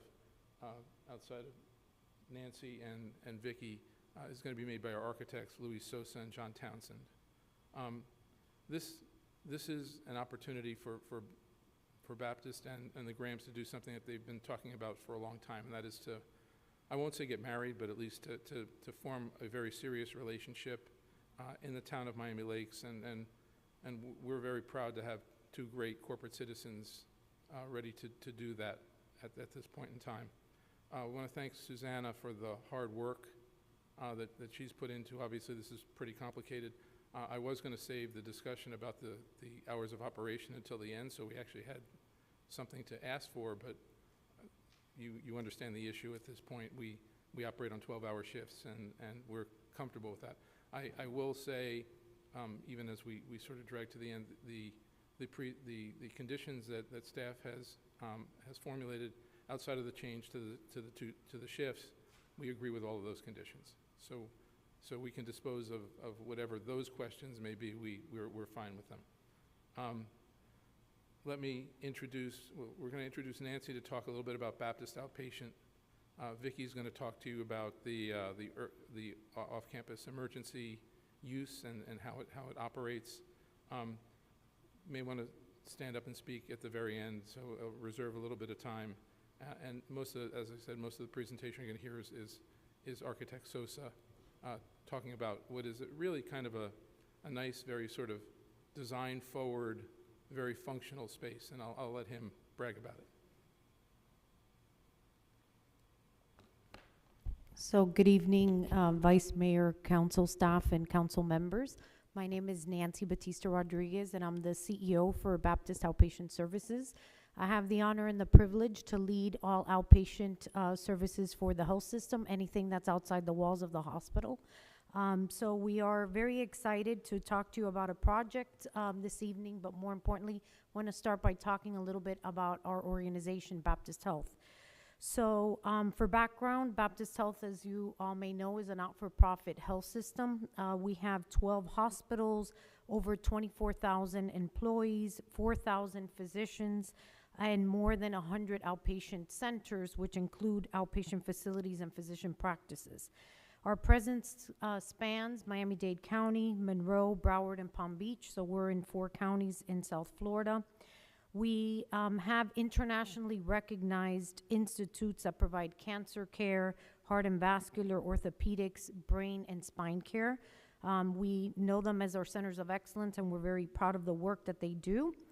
Our organization embraces a commitment to high quality and compassionate care. We are, as we mentioned, a not-for-profit health system, and this past year, we provided over $403 million in charity care and community benefit. So we're very proud of that. We also offer Care on Demand, and that is a virtual platform which was key and very pivotal in our response to COVID. It allowed us to really provide care for patients in the home when we needed to, again, just deal with the surges that we've had to deal with COVID. Baptist Health provides free health education and exercise classes. That's also something very proud that we do for the community. And we totaled over 115,000 encounters in the areas that we serve. Baptist Health has been part of the Miami Lakes community for over 15 years. As you all know, we have our medical plaza that has been very well received here in the community, that we offer urgent care and diagnostic services. We look forward to really continue to partner with the town of Miami Lakes to expand the services. We know that folks that live and that are residents here feel very strongly about Baptist Health as a healthcare provider, and we want to continue to provide those services that are so needed. I'm going to go ahead and turn the floor over to my colleague, Vicky Ruiz, who's going to talk about the services at the Emergency Care Center. Thanks, Nancy, and good evening, Council. So like we were explaining, our Baptist Health Emergency Care will work just like an emergency room based in a hospital. The difference is we don't have the hospital behind us. We're going to be open 24 hours a day, 365 days a year. And no different than the hospital, we're doing 12-hour shifts. Everybody comes in at 7 and leaves at 7 p.m. And then that shift that comes in at 7 leaves again at 7 a.m. And that's the way that every hospital works. We can take care of every seriously or life-threatening injuries such as chest pain, stroke-like symptoms, orthopedic injuries, abdominal pain, major lacerations, and many other illnesses. In the conditions of our conditions, if the conditions of our patients require hospitalizations, our patient will be transferred via an ambulance to one of our Baptist facility or the nearest hospital, depending on the patient's condition, right? So, like we say, needle to door or a stroke or anything else, we're always gonna do what's right for the patient, or if the patient's being treated at any other hospital and they're required to go there, and the hospital accepts that patient, that's where they will go. Our Baptist Health facility will have 20 patients room for adults and children with 2 resuscitation rooms. Because remember, we can take patients that come in with, cardiac arrest. We could take patients that come in from a fire rescue. So we do have 2 resuscitation rooms where we could answer a code no different than a hospital emergency room does today. We'll have a complete laboratory service, pharmacists. We have CT, X-ray, ultrasound capabilities with state-of-the-art equipment. Our patients will be cared by board-certified emergency physicians, right? So they're specialized emergency room physicians and nurses. We would also have mid-level providers at the site. We would be staffed with respiratory techs, imaging techs, and other ancillary staff. We would have all the resources-based emergency. We would have all the resources any hospital-based emergency room will need to take care of those patients with a medical emergency. So any kind of emergency that comes into our doors, we will stabilize that patient. And to your point, if we have to hold the patient for 5 or 6 hours, we will. They would sleep with us, but they're gonna get out to a hospital or they're gonna go home. It's what we call either treat and street, right? We treat you and we send you home, or if you need to go to a hospital, because you need further care, whether it's an OR, whether it's, ICU, because if you come in with a stroke, most likely you're going to a higher level. Our emergency like I said, we're going to have emergency room they will take your rescue, and actually that location is maybe half a block away from a fire rescue. Normally fire rescue we work very close with them because they're able to come in, pick up from the community, and drop to us. We do what we have to do for that patient and send them home. If we cannot, we will make sure, because we do have an ambulance outside our facility that we pay for, and they're there just in case we need them, right? Because we know that transfer, we have very few and far apart, thank God, right? But when it's timely, we need to get it done immediately, and that's what we do. Let me see, what else can I say? I jokingly, I always say that the only thing that is missing from the emergency room is the hospital behind us. And then we have partnered to make our reality, our dream a reality. We partnered with BA Health Designs, and I have Luis Sosa with here today, partner in VP Healthcare Designs, and will show us the building, and it is a beautiful facility with everything we need in it. Excellent. Well, before we get into architectural, is there any questions regarding the operations side?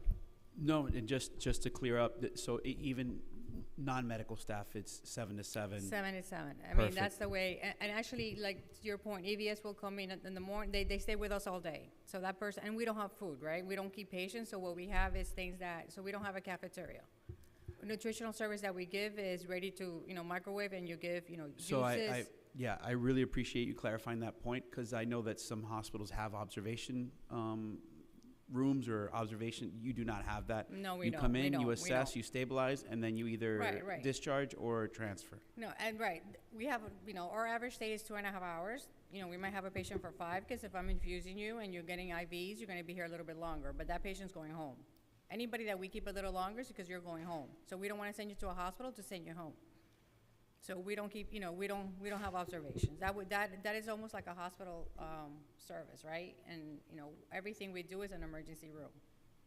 Got it. Thank you. Okay. But Councilman. Thank you, Vice Mayor. And you mentioned you have 20 rooms? And how 20 many? patients room, 20, we have 20 beds. 20 beds. 20, and 2 big rooms that are like what we call resuscitation room, because they're larger, they're double, right? So they're wide, like in case you have fire rescue brings you a stroke patient walks in. Most of the time, most of our ill patients walk in by themselves, and then you go into a code, right? And so you need those wide doors, and and we have everything. We have ventilators, we could deliver a baby if we had to, but that's what we don't want to do. It's an emergency room. And you mentioned that you would be able to prescribe there in-house, that, like your prescription, you can provide the medication there? We have a full, like a full pharmacy, so whatever you need, we could administer to you while you're there. And then if you need to have medication home, you're gonna go with a prescription. Okay, so so if you prescribe me a Z-Pack, I won't get it there, I'll get it at my local pharmacy? Correct. Actually, maybe a CPAC we do, because what we do have is an Instamed, which is like a vending machine that has meds. So again, maybe 5 or 10, like those, CPAT or something like that, we have it there. You could really take it with you and go. But if it's anything other than that, we give you a prescription. Like if you go to an emergency room and you take it at your pharmacy, or we could e-prescribe it, because now nobody takes a prescription. We e-prescribe. And the limitation on the 20 beds is because of the square footage and it being one floor? Right. And how many beds do you have at the urgent care? Urgent care, we don't. Well, I think Or rooms? I think they're smaller. The urgent care maybe is like 10 or 12. Right, but remember, you're right. This is 12 beds with everything, oxygen. Remember, a patient could be here on oxygen, could be on anything, like an emergency room in a hospital. It's very different from an urgent care. It's literally like if you're walking into a hospital emergency room. Yeah, I was just asking for my recollection if you would be able to take there's more bandwidth that you could take more patients. We can. Okay. Now, the beauty of the workflow, right, is that we could get discharge patients, easily as well, right? Okay, thank you. Thank you. And the idea is to have both of these centers working at the same time, to have the urgent care Absolutely. and Right. this is not going to eliminate the Right, but we don't want to see those honestly, we should be seeing a more serious patient than More the severe urgent care, right? cases. Your urgent care is your primary physician, little stomach ache, but here is like an emergency room. You want to see, abdominal pain, laceration, stitches, more serious patients. So there's been times like when you go to an urgent care, they tell you go to an ER. So if we're This at would be Miami the Lakes, ER. right, You this would would be come the to ER us, that right, instead of right. having to go to Miramar. or Correct. anything- And okay, actually, excellent. what Miami Lakes will do, because we have 2 of these in West Canada, right? One in Coral Way at 143rd, and the other one across from the Tamiami Airport. So they would call us and they could transfer to us. And again, like I mentioned, we do have an ambulance in the parking lot. So the beauty of it, you call us, we pick up your patient, and they come to us. If we had to put you on, we could do further testing and then send you home. A lot of times it's a young man that, possible chest pain. So you want to do a CTA because we have the capability, and make sure that if you go home, you're going to be fine. Thank Okay. you for the compliment. Said a young man. Mr. Manager? Yep. You answered my first question. You have two already up and running do. freestanding ERs Yes, we do. in Kendall. So it's not a new operation. It is not. We're not It the i- guinea pigs. No, you're not the guinea pig. One is 3.5 years old, and the other one is just turned, year and a half. Good. And considering the location that you mentioned, because our EMS service is also the Miami-Dade Fire Rescue Department, you already have coordinated with them. Their protocols allow for their units to transport certain types of patients to a freestanding ER. We do, right? The regular process of fire rescue is once we open, you fill out application for them, right? And then you send them that you're opening, here we are. Actually, we normally invite them to come in, see us, understand where we are.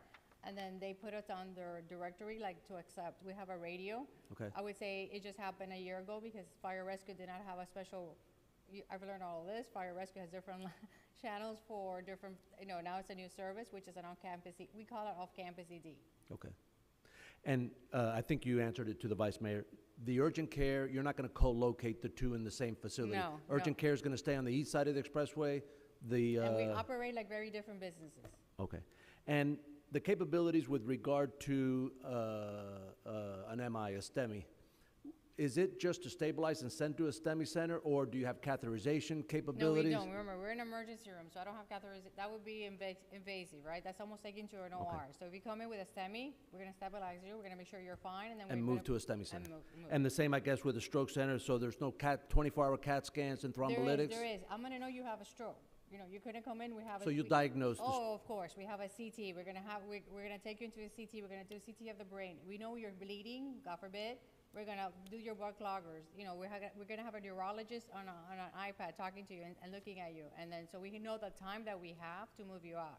Okay. Remember, And needle to thrombolytics too for an occlusive stroke? Mhm. Okay. You'll do the thrombolytics there? Yes. Okay. The TPA will be done there. It's actually inside the CTA, Okay. the CT room, once we do the CTA. I think this is a really, really exciting development.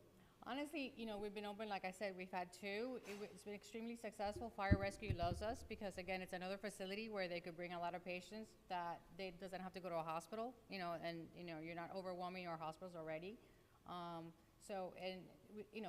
Not because we're Baptist, we bring a lot of, care and a lot of, excellence in what we do every day, and it has made a difference in the community. Right. And the Vice Mayor and I were speaking about it when we spoke yesterday. The thing that sometimes people don't understand, our residents, is that there's an indirect positive effect, which is the time that fire rescue now will be available, right? So instead of having to transport to another quality system 20, 30 minutes away, do the transfer the patient, then drive back. All that time, that fire rescue unit is out of service. It's not available for patients or residents in Miami Lakes. Here, you're going to have a 2 or 3 minute transport time. You're going to be able to, and then they're back in service. The moment they transfer the patient to to your service, that unit is already back in service. So the indirect positive effect is the impact on fire rescue's availability here in Miami Lakes. Fire Rescue really loves. The manager stole my thunder. That was one of the huge But positives they do. that It does make a difference for them. I mean, the fact that they're like they call it, we're gonna dump. They call us, we're dumping you a patient, right? But it is. I mean, they bring us a patient, and they could move on and do a lot more drives that they would not do otherwise. And even when they go to houses, because we see a lot of it now, it's like they don't take him, but they send your regular ambulance. But they say take him now to the off-campus ED. Perfect. Oh, one more question, a couple more questions. Go ahead. As you're probably very well aware, that particular area has kind of become a hub for healthcare. There we have, I believe, a long-term and LTAC. We have the development of senior housing, an assisted living facility, and a nursing home component. In your analysis, if you have all of your beds full, are you bypassing, or you have the capacity to take on additional beds, or have you studied that? Is 20 beds enough? Are you going to be coming back in a future date for more capacity? Just because of the critical services, I think the demand, right? And you're actually entering a space that, again, you're talking about 200-bed assisted living facility, skilled nursing, memory care, a lot right there in the LTAC I could as well. tell you today, like, both of the sites that we have today has seen up to 110 patients a day with 18 beds. So again, the beauty of it is that the patients that could go have to go, right? That the fact that you do that you turn them over quickly, right? And then the ones that need to go to a hospital, you also send them away, you know. So the beauty of, for it to work, it has that you have to be moving the patients consistently to the right place. What we normally would do is we would go to those centers and meet them, right? Understand what they do, what we do, let them know that we're in the area, what can we offer, you know, and work together to understand their patient, you know, population and what they would need from us. But, you know. At the capacity that you can turn over 100 patients a day, I think answered my question. Thank you. Okay. Councilman Fernandez? Does the facility have a helipad? No. No. Can I get a helipad, Nancy? I would love to. I think we move on to the architecture portion. Good evening, Vice Mayor, Councilman, City Manager. Thank you. I'd like to take 1 second just to make sure that everyone understands something. We have been privileged in working on this project primarily because of the efforts of Susana and her team. Outstanding. We do this, I do this a lot. Many other cities or towns, we don't get assistance like that. So we're here today because she helped so much. I'd like to also thank, no, not yet, not yet. Also like to thank Stu and the Graham companies. They stood beside us the entire time, and there wasn't anything that we weren't able to solve mutually and benefit from. So we do appreciate that. I get the privilege of showing you the building. Our goal is really to align Baptist Health's clinical expertise with the built environment. And so in this case, the challenge has been one that we have appreciated, and I think we've taken to the maximum. All things considered, there's always budgets, there's always all kinds of other ramifications, but all things considered, I think this will be a facility that the town would be very proud to have, and aesthetically will be a good representation of excellence in healthcare within your town. So you can see an aerial overview with the Ana Mendez School. You see it's of a good proportion, well scaled, highly articulated. So the next slide. What we prepared was just images of the exterior elevation so that you see the proportions of the building. You see the overall adjustments and rhythms of the building. Thanks. This is the other series of elevations. Next. This one image we put in here on purpose so that you can understand the overall heights. We are within the height limits. It's safe to say, in working with Susana, we're here today, we're not asking for a single variance, we're not asking for any special consideration. Everything that we're doing is by right. This drawing on the bottom shows you the proportions of our neighboring buildings and our building. So we're not in any way in competition with them. On the contrary, we believe we blend well with them. And then what you have next are another series of renderings. The aerial helps you see it as a community, as a campus, as a wellness center. These help you see it, this one in particular, as you arrive. This one is then more sunset from the opposite side so that you see the front has all the articulation that is inviting and very indicative of a center of excellence. And then this one is coming from 77th and 149th, which one of the things that Susana worked hard with us on is making sure we completely understood the LTAC, the elderly living, and we created walkways on our property that connect all the extremes. So I think we've understood that. I think we've taken it to a point where everyone should be able to have access to this facility. And that's it. Excellent. Thank you very much. Any questions architecturally? All right, well, let me take the opportunity to thank you for all the time and effort and future investment that Baptist Health System is going to make in the town of Miami Lakes. I truly believe that this is going to be a very much needed and honestly, you know, very important part of our community and amenity for our residents. And much to what the council member described, the future of that area, this is very much in line with that. And we're very, very happy that you guys have been able to work with staff on something that is this beautiful and is much needed. So thank you very much for taking the time and welcome to the town of Miami Lakes. Any other comments, questions? All right, this time I'm gonna make a motion to approve staff recommendations with the amendment to recommendation number 4 to have shift changed at 7 a.m. and 7 p.m. Second. Any discussion on the item? Nope. Madam Clerk? Councilmember Alvarez. Yes. Councilmember Collazo. Yes. Councilmember Ruano. Yes. Councilmember Fernandez. Yes. Vice Mayor Rodriguez. Yes. The resolution passes. Welcome. Thank you very much.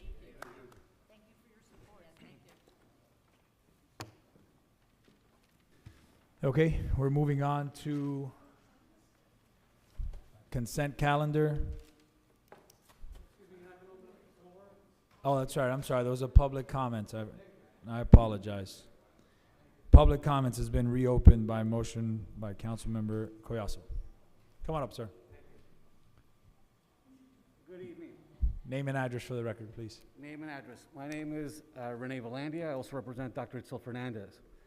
We live in Silvercrest North, 7961 Northwest 159th Terrace. I am actually a product of surviving a stroke, which I took advantage. I used to live in Lake House, and I actually got my services done through emergency services being picked up from, back then it was the firehouse wasn't even built yet. I was able to get to Palmetto for my stroke service, which you generally need 3 hours to be able to do this procedure. As they mentioned earlier, there's a CVA is what I actually ended up having, and there's actually something called TPA, which is what they give you, they inject, which is what they would probably do at Baptist, at what they want to build. My concern is the following. As I mentioned, I lived in Silvercrest North, so I am maybe a mile from the site where they want to build. We do hear a lot of ambulance noise, a lot of fire engine noise from sirens. So how is that going to affect our quality of life? We even hear, obviously, police sirens, you know, in that neighborhood.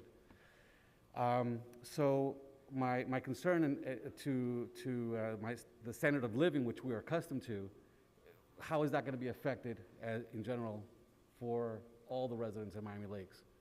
Right, that's an issue. Now, for example, one of the young ladies mentioned that, you know, they operate like a business. Well, they already have a facility on the east side. Why do they need another one where I can go 2 miles down to Palmetto and to Mount Sinai? It's already there.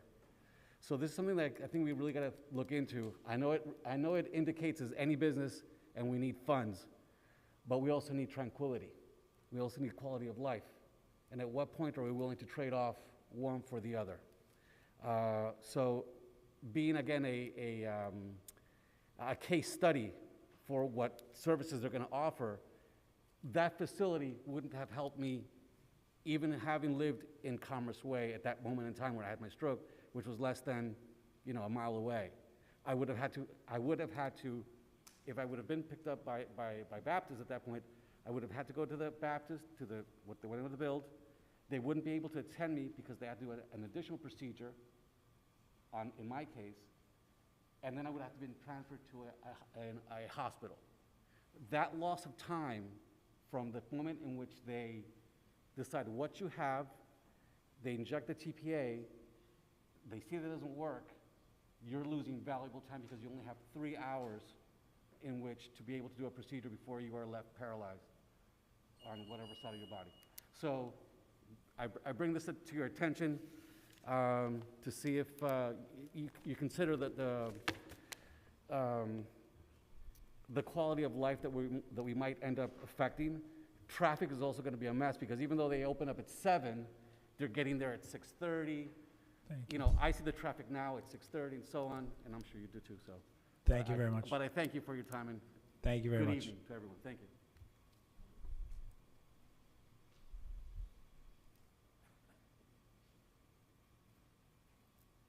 There's a lot of mics there. Claudia Luces, 8220 Menteith Terrace. I have an issue. Surprise. So, went to go exchange the gate cards for Section 1. I got the 2 that I received when I first purchased my home, but I paid the town of Miami Lakes an additional $25 for 2 additional cards. I went to exchange those 2 cards and I was told, no, sorry, you only get 2. If you want more cards, you can purchase cards again. Why? If I have 4 cards, I didn't ask for you guys to switch the gate. You guys did so. I am not going to pay another $25 for each card. I think we all know it's not about the money. It's about the principle of it. It's the fact that this town did not take into consideration the fact that we have homeowners who have already paid for these cards once before. Are we taking advantage of the Miami Lakes residents? We're trying to secure more funds for the projects. I have 4 cards. I expect to receive 4 cards. That is a private road. Do not tell me that I cannot enter my own community without those cards.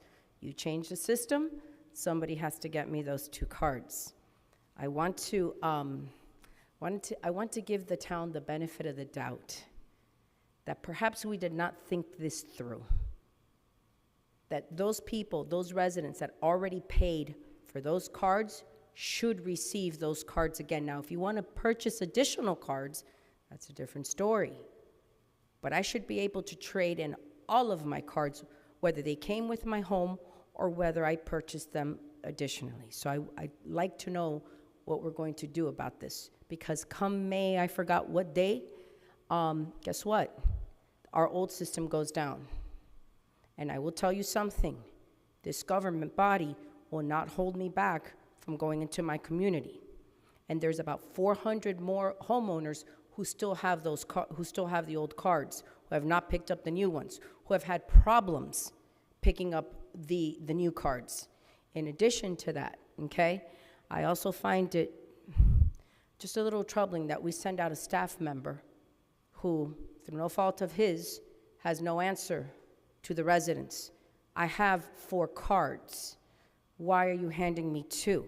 It's a simple math concept. I give you 4, you give me 4 in return. Very simple. I already paid the town of Miami Lakes the $25. Somebody needs to fix this. Thank you so much. Thank you, Claudia. Thank you. I don't know, if anyone else from the audience wishing to speak in public comments, please come on up. Seeing none, public comments is closed. Moving on to consent calendar. You have any motions? Motion. A second? All those in favor? Aye. Aye. Aye. Okay, moving on to item 11A, ordinance and first reading.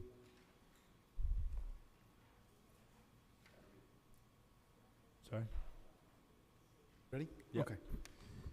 An ordinance of the Town of Miami Lakes, Florida relating to public-private partnerships and unsolicited proposals, amending Chapter 2, Article 5, Contracts and Purchasing to add Division 4 entitled Public-Private Partnerships, adopting policies and procedures regarding public-private partnerships and unsolicited proposals consistent with state law, establishing procedures to apply the cone of silence to solicitations for public-private partnerships, and providing that the town council may, by a supermajority vote, waive the application of town procurement code in connection with private partnerships, limiting availability of bid protests and public-private partnership solicitations, authorizing the town manager to prepare and advertise requests for qualifications and/or proposals for public-private partnerships, and providing severability, inclusion in the code, and effective date. Thank you very much, Mr. Attorney. We have a staffer reporting on this. Tony. Initial ordinance. Doctor?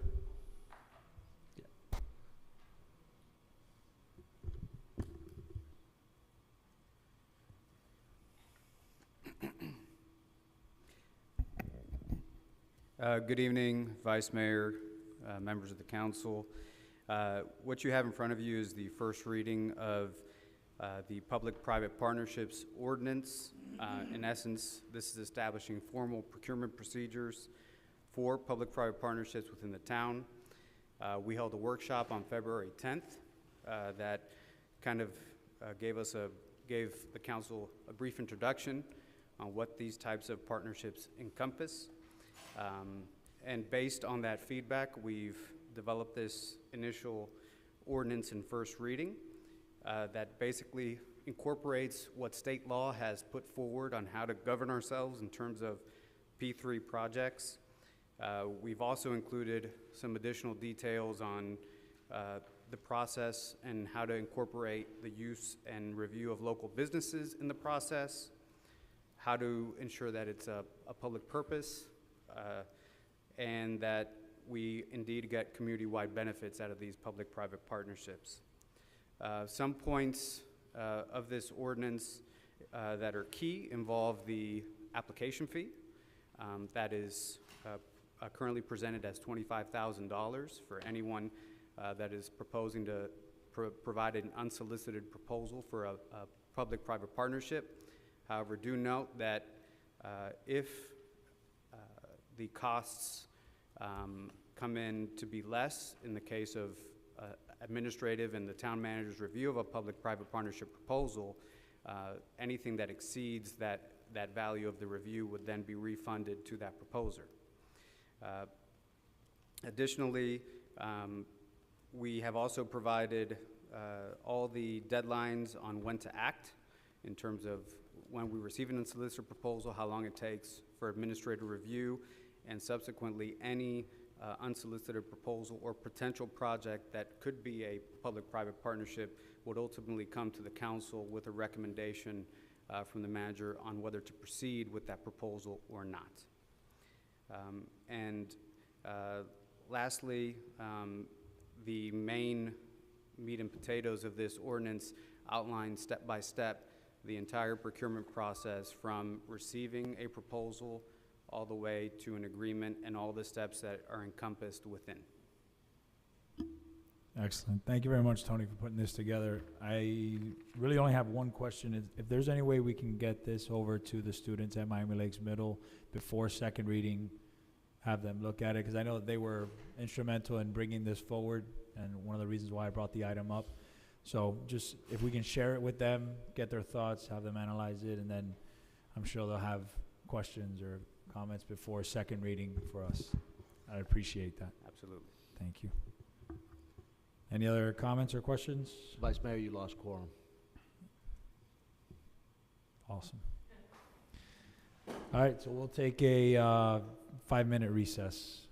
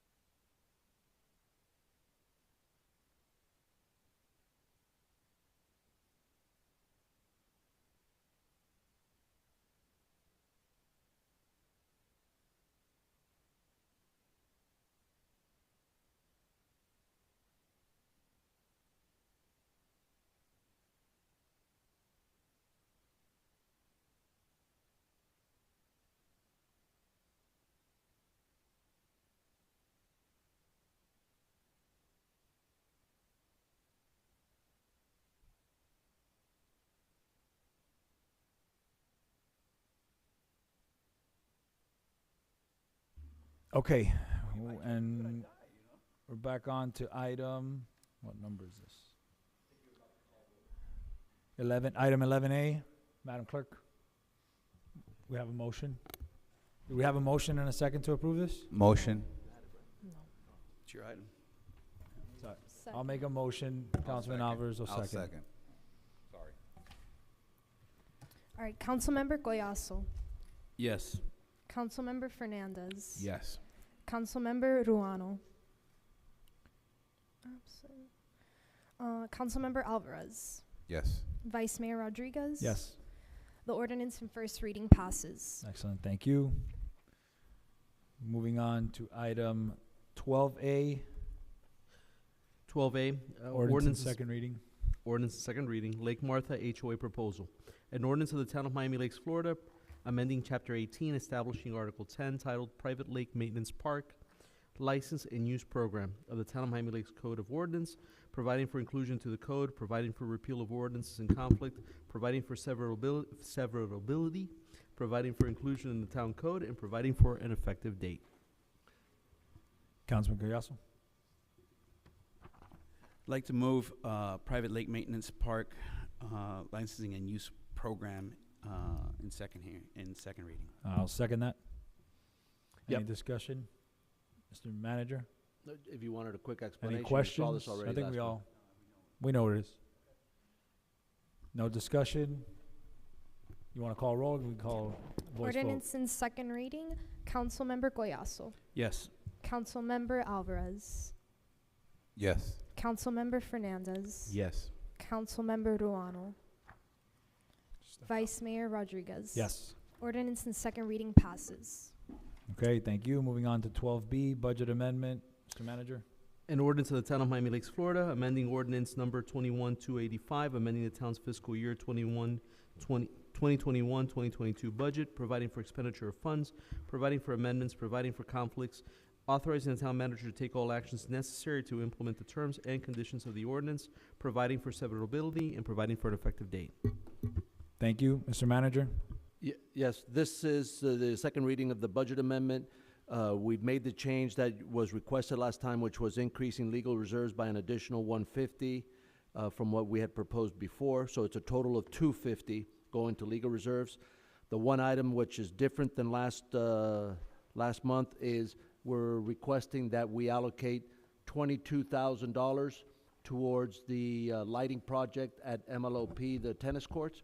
This will afford us the ability to put the electricity for all 4 courts, but the actual lights for 2 of the 4 courts. And we also allocate here $29,000 towards the goal of the fund balance, the reserves, being at 16.67%. And then what that leaves us is $141,408 undesignated. And I think that you need to make a motion, even though you did it in the other item. This item is a standalone item. I believe that you need to make an amendment allocating the $17,000 towards the skate park from the 141. Okay. Should we make a first motion to approve it with an amendment, or you want to have this as a first motion for the 17,000? I'll motion the item in its totality, and then we'll Do amendments. piece if. Okay, I'll second the motion. I have a comment. So we have a motion and a second. Discussion or amendments? Councilman Alvarez? All right, so I just wanted to chat with you guys about this. Last month, we couldn't decide on what to use the undesignated funds for.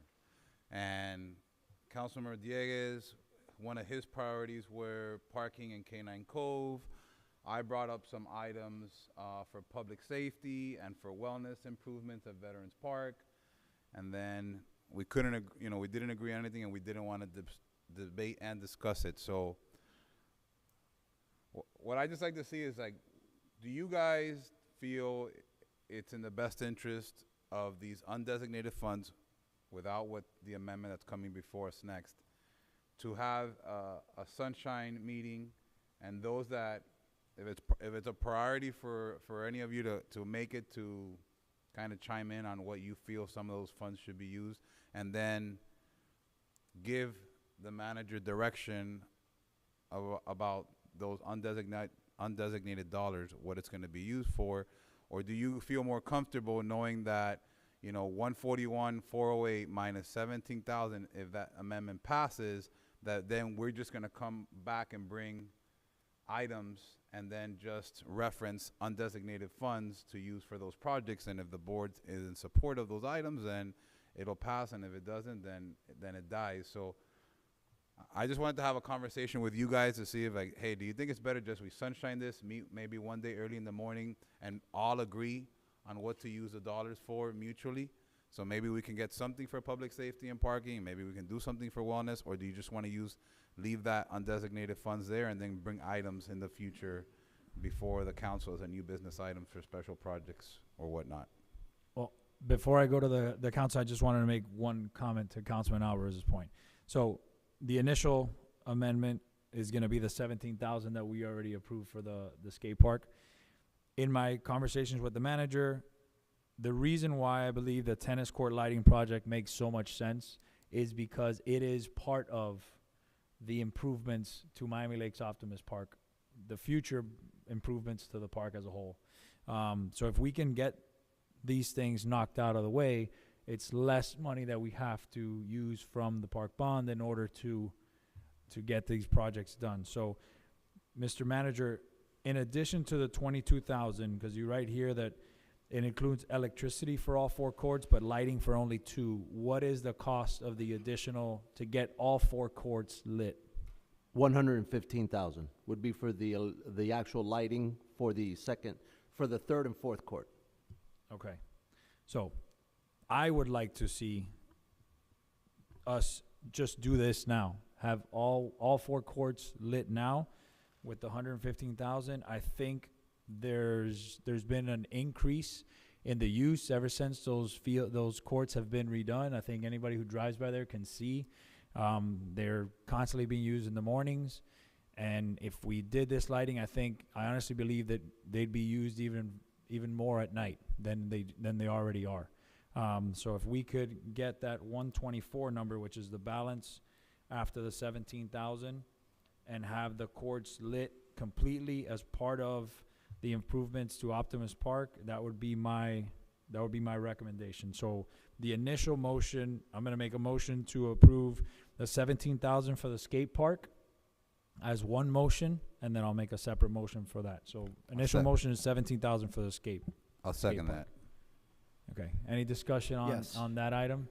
Yeah. Councilman Diegues. Yes. Thank you, Mr. Vice Mayor. And going to this meeting, obviously, as Councilman Alvarez pointed out, the last meeting, I wanted to see some parking spaces done there at Canine Cove. It's been something that's been a recurring issue and, presents an issue of public safety. Over the last 2 weeks or so, though, it came to my attention as well of another potential need, I think, that serves the whole town interest. And 100%, the courts, ever since they've been redone, have seen a surge of use, including, I would argue, and I will leave them nameless, some Highland council members. So, we're getting a lot of... They're welcomed here. Yeah. Of course, we don't check the passport at the door and everything. We extend that courtesy. But with that said, they're very popular, and I agree. But as you may recall, our contract with our federal lobbyists was for the term of a year. It expired March 15th through the chair to the manager, correct? March 14th. March 14th. Just to give a full accounting of where we stand with that is the report language. If you may recall, it was the zip code strategy at the federal level had shifted to a 2-pronged approach. One was to try and do it outright through the postal reform bill that they were pursuing. And then the second strategy was to do it through the appropriations process, in which the report language requiring USPS to go ahead and conduct a survey and study the feasibility of doing a zip code change for our area and others. That was the other prong, to attach that to the back of the bill of the General Appropriations Act, or its equivalent at the federal level. That passed, even if we weren't able to get the direct change done through the actual postal reform bill. and obviously, we're going to still need to continue to shepherd that, because the idea behind the report language is that it would go to USPS with instructions, do this study. Obviously, it would, the idea would be that our federal office would go ahead and continue to work to a favorable outcome on that. And again, given that we've gotten this far, I think we should continue pursuing it. In addition, they also have begun helping us out with some of the applications for earmarks, now that those are now back in Congress, to try and bring some additional federal dollars to the town. The proposal that I was going to bring tonight is to continue the contract through the end of the fiscal year as a sort of additional probationary period to see what they can do in that time being, especially as it relates to the funding, the budget for this year. It would cost about $32,500. If we were to do all the courts right now, again, that would obviously leave no money to do this through the end of the year. So that would be What's the amount again? $32,500 to see it through the end of the fiscal year, which begins or ends September 30th. So that would be my request as a final probationary period. See if they can continue shepherding the study. See if they can go ahead and get us some additional money from the federal level that can be used for various infrastructure projects across the town, whether it be at Park West, whether it be the tennis courts, or whatever the case might be. I'm just saying this as well because my inclination from conversations I've had with the manager is that there's going to be additional money down the line, most likely, not for sure, but most likely to come back and take care of the parking spaces, to take care of the lights at the tennis court, and to take care of some of the improvements at Park West that we've been talking about. Okay, so why don't we tackle this first motion that's on the table now, the 17,000 for the skate park, and then we'll make a second motion for your item, or my item. We'll see. So on the 17,000 for the skate park, any further discussion? See none. All those in favor? Aye. Aye. One no. Aye. No. 2 noes. The motion carries. Okay. So now we have reduced the 141 of undesignated funds to 124,408. Okay. So, Councilman Dieguez. Okay, at this time, I will move to go ahead and extend the existing lobbying contract with our federal lobbyists through the end of the fiscal year for total appropriations of up to $32,500, and given the manager authorization to go ahead and renew the contract for that amount, for the reasons I put on the record. Motion. Second, sorry. Any discussion on the motion? So by extending them till September 30th, you're saying that there is a possibility that we'll seek additional appropriations from the federal level, undesignated, that we can use towards different capital project improvements here in the town of Miami Lakes. And Mr. Manager, feel free to chime in if I misspeak, but my understanding is that they've already begun, prior to the contract expiring, the process of helping us fill out the appropriate earmark forms to obtain federal money, especially from the infrastructure bill that recently passed. Is that correct? Yes, that's correct. The $3 million earmark request through the office of Congressman Mario Diaz-Balart. So the idea would be, because remember that this is a partnership, it's not just one lobbyist, it's a Republican and a Democrat. Obviously, the Democratic Party is in power at the moment, is that even though Congressman Diaz-Balart is well respected and a senior member, having them also work the other side of the aisle would also increase our likelihood of getting those funds to the town for us to use toward infrastructure, which, as we all know, is a huge need in the town, in addition to still pursuing our angle with respect to the zip code. So that would be my request. And to answer your question, Councilman Alfers. So by end of September, we would know if we got additional dollars or not, and if we did, then we can have those discussions, and if we don't, then we can decide the undesignated funds, what we want to allocate those dollars for, toward whether it's we bring it back on the dais as a new business item, or we have a sunshine meeting to discuss as a body how we can maybe get a little bit of what your priority items are, maybe what Collazo's priority items, what Fernandez, what Vice Mayor Rodriguez mine are, and maybe kind of just collectively decide on what to best spend those dollars on, right? Yeah, I think, yeah, Okay. that would be the direction to the manager informally, which is just simply, that once we are awarded those funds, obviously looking at the program guidelines and what they permit, to come back to the council with, seeking further direction on how to use that money for the sorts of infrastructure projects that we all want. So that is basically what I'm saying. And again, if for whatever reason it doesn't get done by September, or rather within the existing fiscal year for the federal government, then we'll know, and then this will be the last shot. Do we know the likelihood of success of these items? I know that might be a loaded question, but It is a loaded question because obviously, especially these days, things are very uncertain over there. But we do know that they are doling out. Here's what we do know. We do know that they are funding the government. They have to, right? And for all the gamesmanship and brinksmanship that goes on with respect to the debt ceiling, it almost always gets resolved, whether it's through a continuing resolution or a formal budget. But the reality is that they are doling out these earmarks. Earmarks are back. They are awarding projects. Congressman Ballart most recently awarded a bunch of money to Everglades City that was devastated by a past hurricane and needed massive investments in infrastructure for their stormwater pumps, et cetera. There's an opportunity here for us to get this. And I don't know that we really usually go to the federal government, trying to try our hand at things up there. So I think this might be a good opportunity to at least give it a go. okay. Any further discussion, conversation?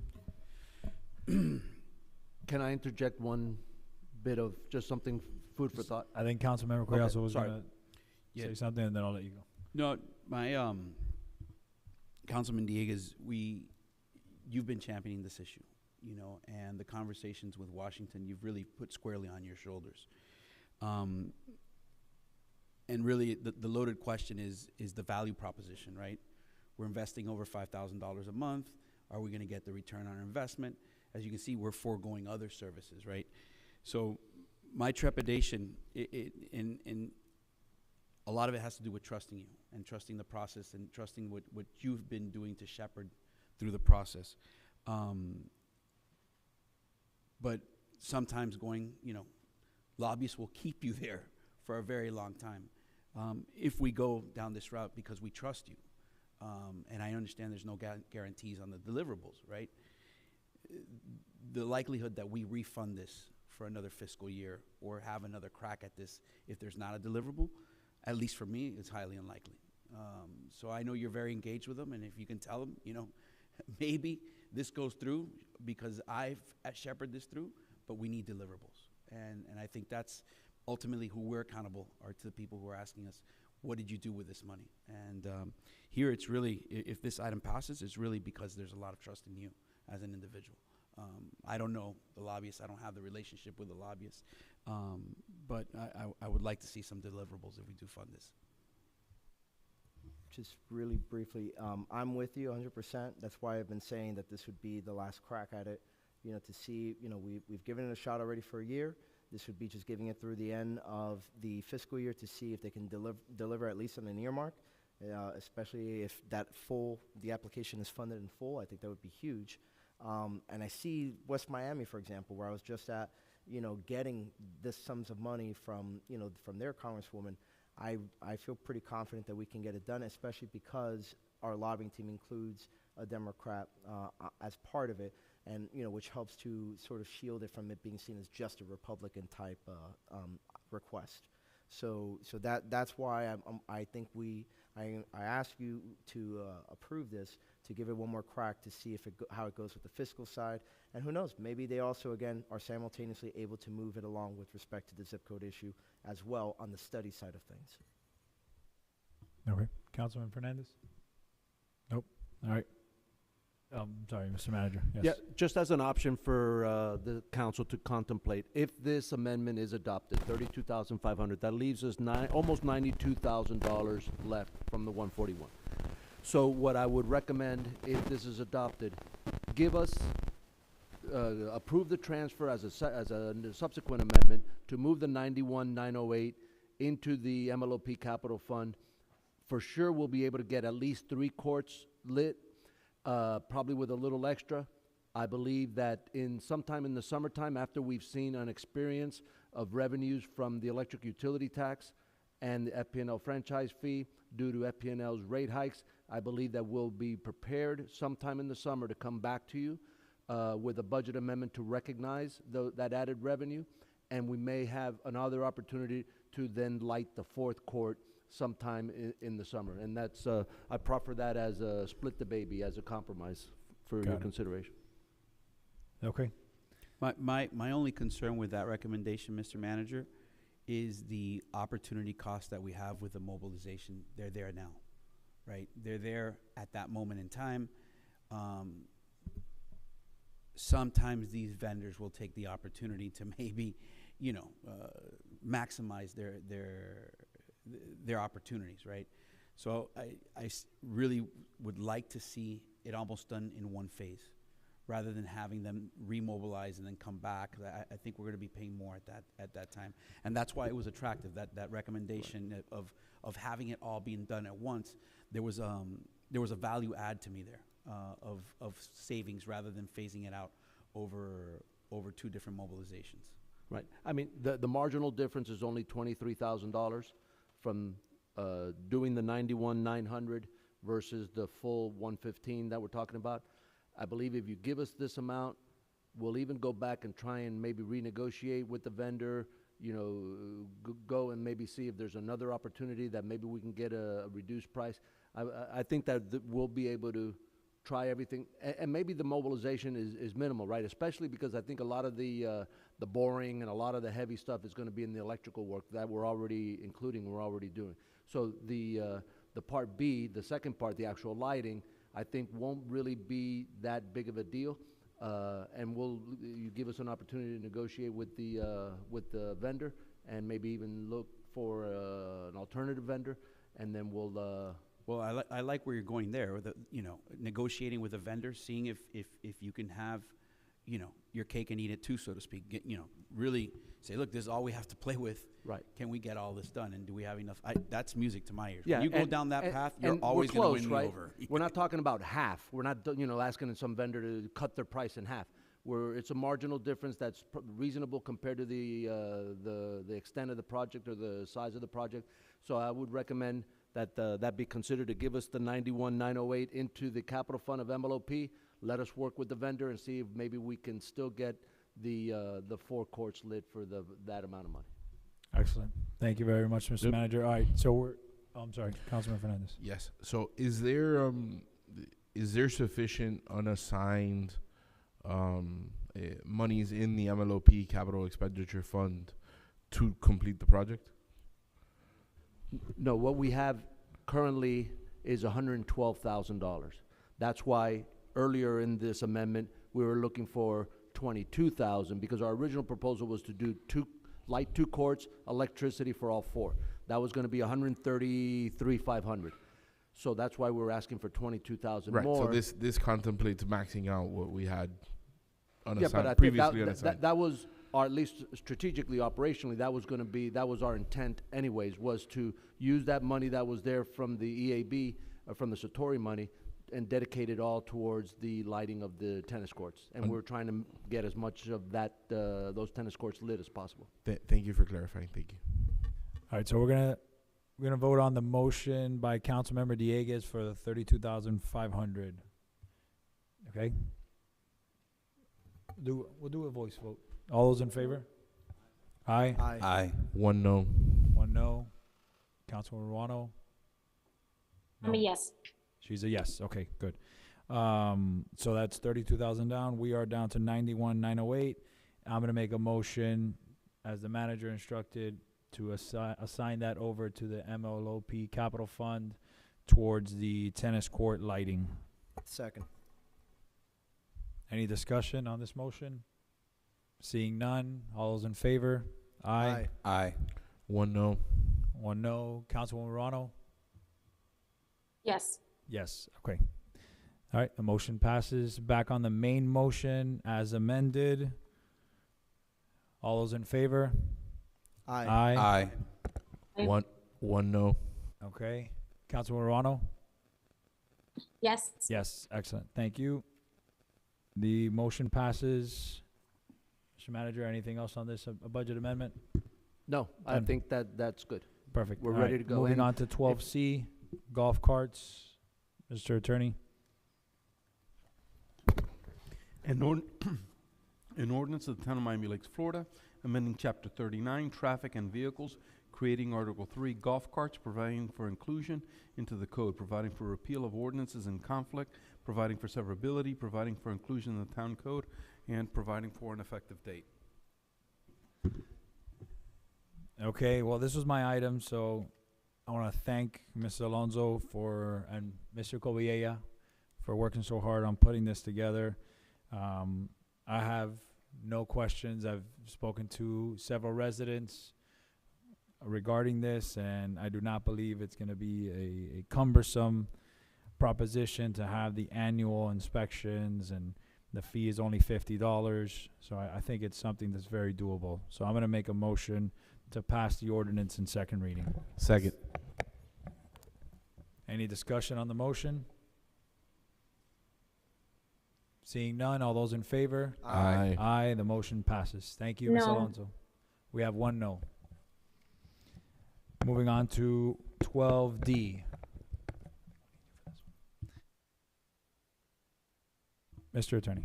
I'm trying here. An ordinance of the Town of Miami Lakes, Florida, amending Chapter 13 of the Land Development Code, Section 13-1614, titled Compliance with FAA Rules, providing for inclusion into the code, providing for repeal of ordinances in conflict, providing for severability, providing for inclusion in the town code, and providing for an effective date. Okay. I'll make a motion to approve the ordinance in second reading. Second. Any discussion on the item? Seeing none, all those in favor? Aye. Aye. Aye. Aye. Okay, motion carries. Moving on to item 14A, Councilman Dieguez. Thank you, Mr. Vice Mayor. I think the item speaks for itself. The short version of this is just simply to ensure that we are not doing business with companies that are associated with dictatorship, with slaughter, with genocide, and both of the named countries are certainly associated with that. So the motion again speaks for itself, or the item does, and with that, I move that we adopt it. Okay, I'll second the item for discussion. Any discussion on the item? I have a question. So for clarification, are we talking about foreign-owned firms, or are we talking about specific products and Firms, not products. Well, ideally also, we would go ahead and also prioritize products that are made in the USA and give our own producers a boost. Coral Gables has done this, so I certainly think we can as well. I mean, the one area where I caution a little bit is, and yeah, as an IT professional, I can tell you it'd be hard pressed to equip the town with sufficient technology if you exclude products made in China. It becomes very, very difficult and very, very expensive. There are cottage operations that do produce electronics in the U.S., but the cost is exorbitant. I would go ahead, again, for me, this is also just a bit more than a cost issue. I would be willing to entertain, though, an amendment for certain thresholds being met, like if it's a product that cannot be obtained elsewhere at, within a certain, I don't want to put a percentage on it because that would make it much more murkier. But again, I just really do see this as a moral issue for me. So I'm willing to entertain amendments if you have one. But I think the item is fairly clear. Do we have any amendments to the motion? I'll offer up a friendly amendment that in the case of technology, the town go through all exhaustive efforts to source otherwise, but leave the option open. I'll second that, and I guess you mean as a last resort. As a last resort, correct. Okay, we have a motion and a second on the amendment. Any discussion on the amendment? I have a question. Yes, Councilman? Thank you. I'm sorry, I forgot to turn my video on. Do we have a cost estimate of what this might signify to the town? Do we have any idea? No. We No. haven't done that analysis until this passed, Now we'll go and do an analysis of if this even applies to any of our vendors. It may not even apply, there may be no impact. But we'll take a Okay. look at it now. If this passes, we'll go through and we'll analyze it vendor by vendor. But will it come back to us if there is a cost associated? Because I fully understand where Councilmember Fernandez is coming from. And I also understand the spirit of the item and support it fully. So it's something that I would like to pass this evening, but if there is a fiscal impact, I'd like to know what that is. If I may, Councilwoman Morano, if you read the memorandum in the middle there, it specifically states that if any vendors meet this criteria, it will come back to the council.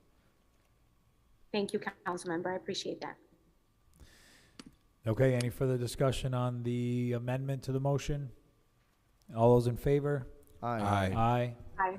The amendment passes. Back on the main motion as amended. Any discussion? See none. All those in favor? Aye. Aye. Aye. Motion passes. All right, moving on to item 14B, Councilman Alvarez. My motion is to incorporate a town activities email blast supplemental to what town staff is currently putting out there, highlighting the month's activities and community events to share with residents. I'll second it. Any discussion on this one? See none. All those in favor? I'm Oh, sorry, wait. I'm sorry, Vice Mayor. Go ahead. No, it's okay.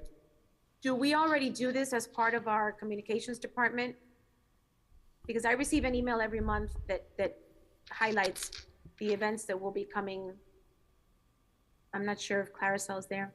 Yeah, they do something that my motion is supplemental to what's going out from town staff.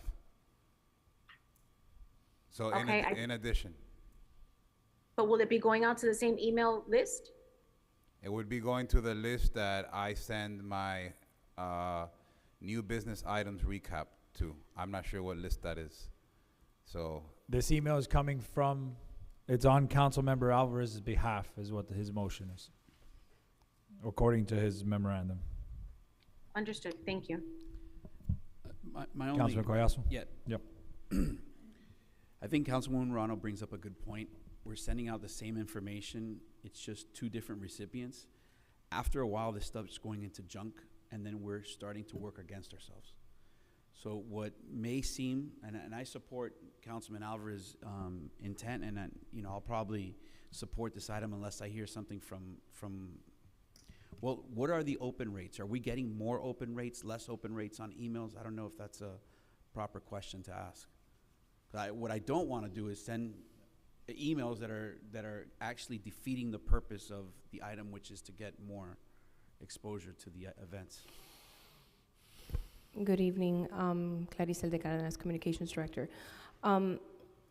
Yeah, our email list, although it's a hefty 15,000 plus, every time we do send a communication, we do get the occasional unsubscriber, which means that, people are kind of like not too interested in what we're sending. We do send that monthly newsletter that Councilwoman Ruano mentioned on a monthly basis, which recaps everything that's coming up in the incoming month. It is the same email distribution list that Councilman Alvarez sends his recap to, just to be clear. Got it. So is there a difference between the communication in that newsletter or the items that will be in that newsletter and the items that Councilmember Alvarez is asking for now? Because the recap of the council meeting was a different topic, right? It was a different item altogether. But this event email, will it be the same? Well, I believe, Gladys said, don't walk away, don't go too far, because correct me, because I may be wrong. The newsletter contains the upcoming events, but it has other information. I believe that what Councilmember Alvarez wants is strictly just something on his behalf that talks about the upcoming events. So Activities. I think he specifically said not to include committee meetings or council meetings, just activities to enhance, bike ride, movies in the park, things like that. So is this something as the council that we have to approve, or can a council member send out any blast email that? Well, that we technically choose he to could send send out? it out, but he's asking that town staff send it on his behalf, so that has to be approved by us.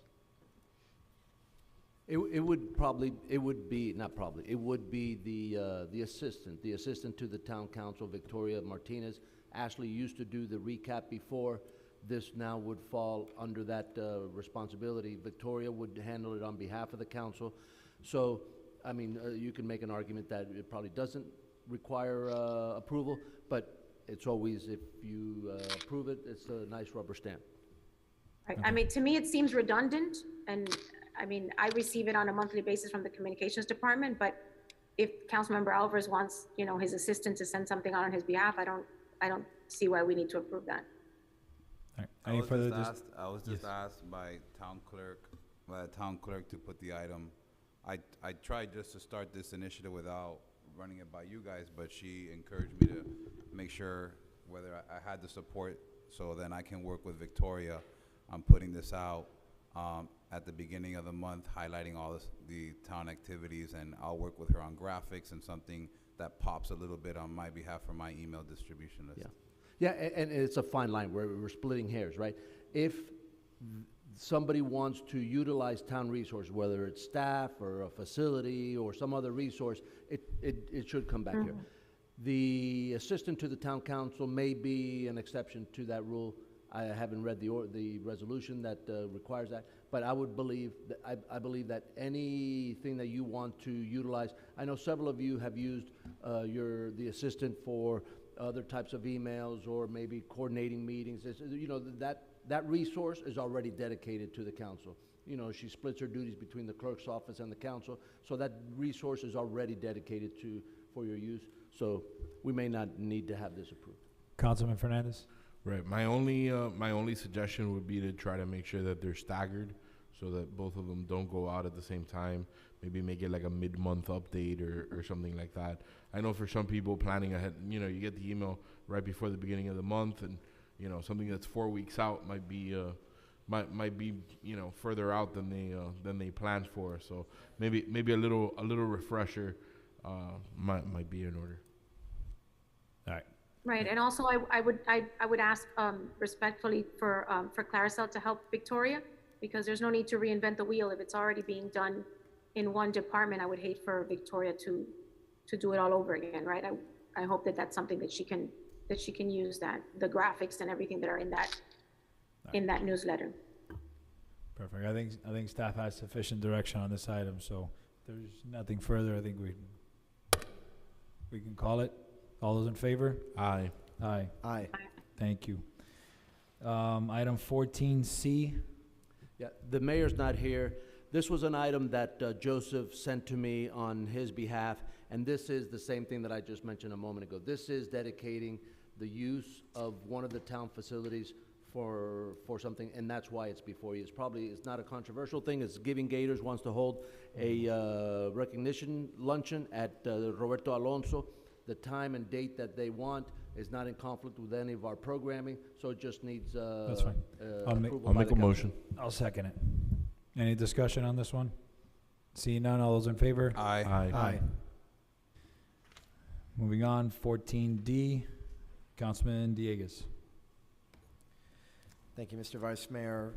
As you can see in the photo I attached here, this is an example of what I'm talking about and why I want the town to conduct the review that I'm requesting. This has also been here, by the way, since I first started, and I've tried to do something about it for the time being, and have repeatedly brought this up, not even just with the manager really, but directly with the county. I haven't even brought it up really to the manager until now. It hasn't gotten resolved, and this is only one of at least 3 that I've seen around town. As you can tell by the font, it's clearly painted on, it's not even lit. And to me, it's these little things that even though they're still functional, strictly speaking, because you can clearly see where you're turning onto, these little details are what makes, I think, the broader community feel that we're not paying attention, that we're asleep at the wheel, and that we're not making sure that the town's not going to hell in a handbasket. So I would like the town to pursue this review of all the mastheads to make sure that they're keeping up to the same standard of excellence that they expect of Miami Lakes. So that is a motion. Second. All right, we have a motion and a second. Any discussion? Hopefully we can get some of this federal money and pay for this. All right, all those in favor? I do have it. I do want to note that it comes from the county, actually, in this case, because they own the masthead. Got it. So we're just collecting the names of the lights that need the work, and they're submitted. Provided to them. Got it. Understood. Councilman Collazo, before we take the vote. Councilman Dieguez, I understand that you personally drive around on your bicycle at night to photo all of these. Is that part of the process that you're deploying to assist the town in identification of these? It's a very intensive process, yes. All right, well, thank you for your good work, sir. He has a servant's heart, this guy. Thank you very much. All right, so all those in favor? Aye. Aye. Motion passes. Item 14E, Mr. Manager or Mr. Attorney, speed bump initiative. Vice Mayor, Council. So this is an item that the mayor wanted me to briefly mention to you of his intent of what he's trying to do. Before Yep. we Requires take a this, waiver. we require a waiver of the rules 7.2. I'll move it. I'll second it. All those in favor? Aye. Aye. No. So this item, the intent is, residents had contacted the mayor and had mentioned their desire to have speed bumps or traffic control devices on their streets. Because of budgetary reasons or, I mean, in order to get this approved, it requires more than budgetary. It requires a study. It requires several layers it's cumbersome process, right? So he wanted this, the neighbors or the residents had mentioned that they would go ahead and they would pay for it. And so the mayor wanted us to create a system whereby if neighborhoods, residents, HOAs desire to have traffic.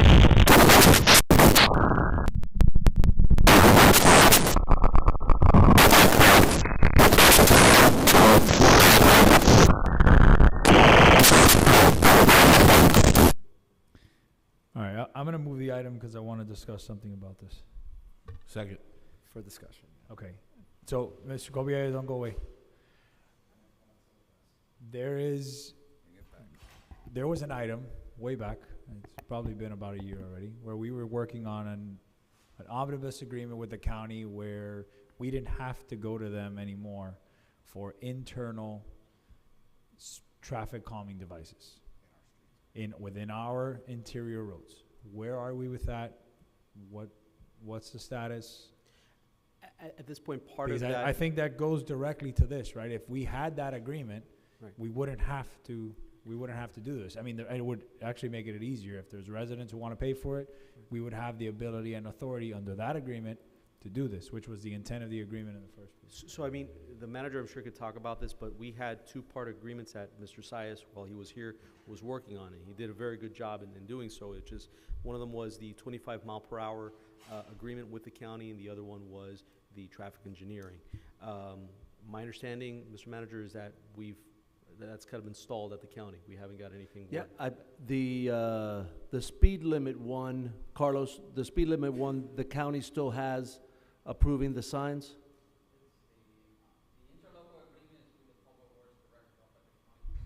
Okay, so maybe another byproduct of other I mean, issues going on. That's a little embarrassing, not on our end, on their end, right?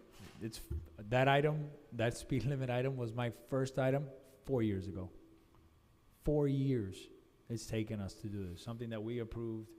And so, I mean, I know there's not much we can do, but if there's anything, continue just to stay on them because this is Mr. Vice Mayor, that's something that we talk about internally. I know that our Public Works Director is a dog with a bone. He is constantly nudging the county and asking questions, but. And so I would imagine that could be a byproduct this of omnibus agreement has also gone into purgatory. It's with the county. However, the one thing that I could tell you is that when they've agreed to these types of agreements with other cities, like I know the Coral Gables and other cities they've agreed to, it still has to be by a certain standard. So in other words, the free-for-all where you can put a speed hump anywhere you want without any, that will be difficult to get passed, right? But we control the point of the. I think I know, the point but of the agreement we was would that control it, we would authorize it, but it has to be based on the county standards, so. Yeah, that's fine. May I ask Yes, question? Councilwoman. Yes. Thank you so much, Vice Mayor. With regards to, as far as I understand this item, residents would have the opportunity to sponsor their own speed bump. What happens when these speed bumps need replacing, which is quite often? Does the resident replace the speed bump? Are they attached to this, Part to the of, fiscal impact of this speed bump forever? Councilwoman, part of any agreement that we would enter, if we could enter, and this is something that we'd have to look into legally and the manager with staff, would be some kind of agreement that we would have with the HOA or with the entity that's requesting it to not only build it, but also maintain it going forward. So, yeah. Understood. And this would be an initiative that would be, it would be started by an individual, or it would be through the HOAs? That's for you to discuss. As much as as far as I understand from my conversation with the mayor, it was to have individuals, residents that, or groups of residents that wish to have these speed bumps installed to be able to work with the town and pay for it themselves, if they so wish. Councilman Collazo. Thank you, Lorenzo, and I think you're doing an admirable job representing the mayor on this item, and I know that you've spoken to him and his wishes. I have personally had the same issue come up, right? And maybe, not that I've been privy to the conversations you have, but I've had residents come up and say, I've even spoken to the mayor. This item is put into the agenda, and I don't want to speak on his behalf, but out of sheer frustration. I almost share that frustration with him, and it's our residents expressing frustration. Right? What do I need to do to get a speed bump in there? So I understand what the vice mayor is saying. You know, we're trying to kind of go around the system, but if we pass this item, we're going to perpetuate the frustration. Because I still think that even residents come up with the $200,000 studies, the capital to fund this, because that's the other reality, right? They really don't know how much is involved in this process. By the time that they say, oh, the mayor will say, oh, I passed the item, right? Or we passed the item as a board, we passed the item. We're going to send down our residents or our HOAs down a path that is frustrating. Rather than pass this item, I would like for us to work on what the vice mayor is suggesting, is actually getting resolution at the county level. Because if not, this is just going to be another item that's going to set us up for failure. And I support the item because it's out of frustration, but I don't want to pass something that's going to give them a false hope. And that's really what I believe. If we pass this item, what we're going to do is we're going to give residents false hope. I'd rather concentrate the efforts on making sure that whatever we're doing with the county is solid, so then we can develop whatever game plan, right? You know, you got $20,000, let's go HOA, let's put on these speed bumps. So I'm not voting against the item. I'm voting against giving the residents false hope, and that's why I can't support the item.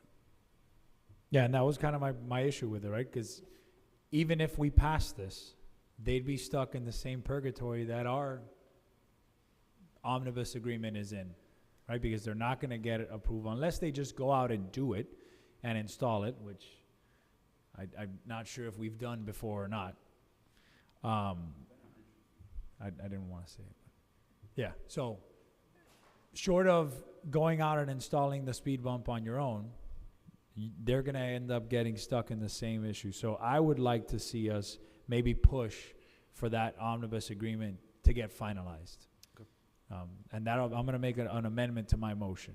And instead of approving this can become an aspect to that omnibus agreement where they can come to us once we have the authority under that agreement. The residents can come to us seeking this level of authority. But I think it's important for us to get that first step finalized first. So I'm going to amend my motion.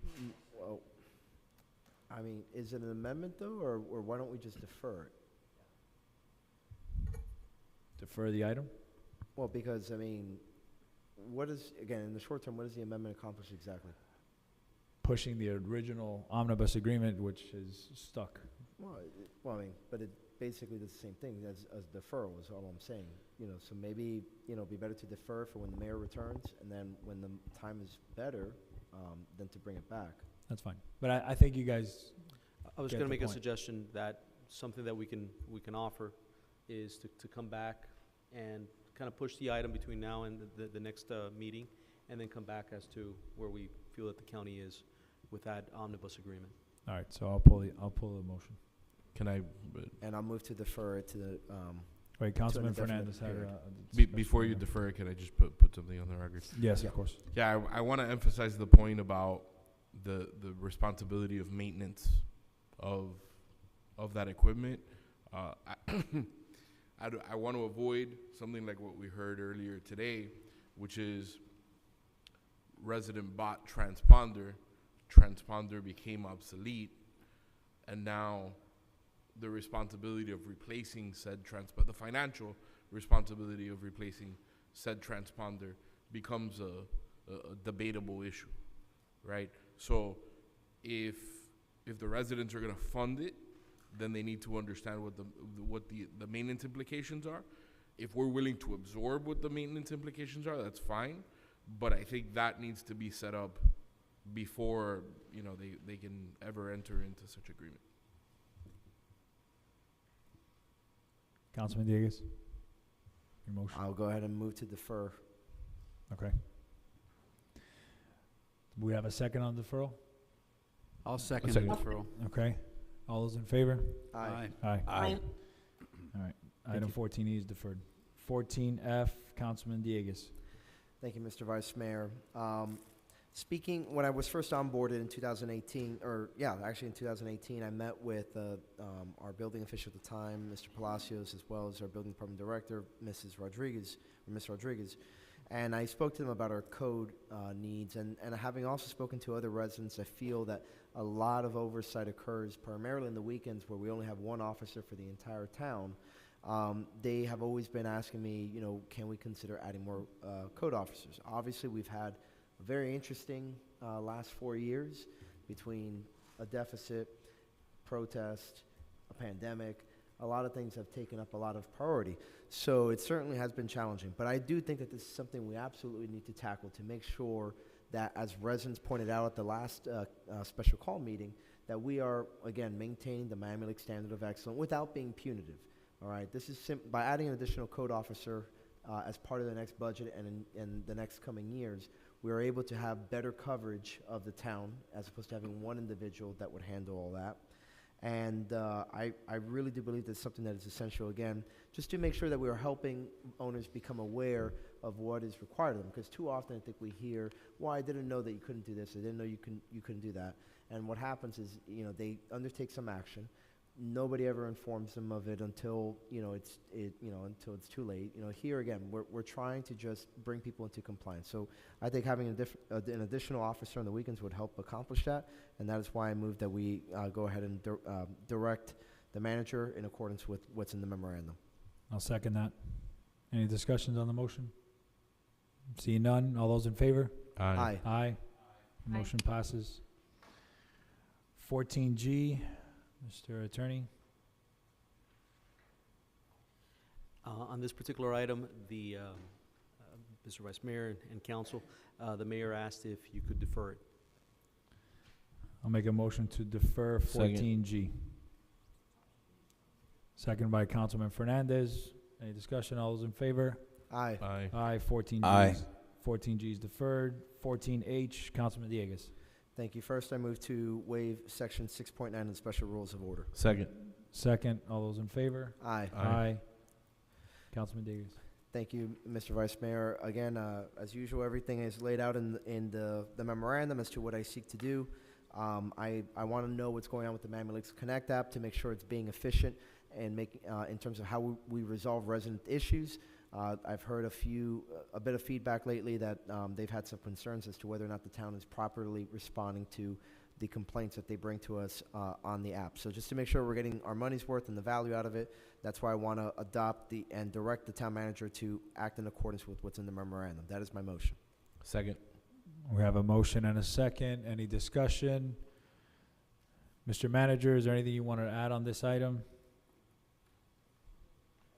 Ed?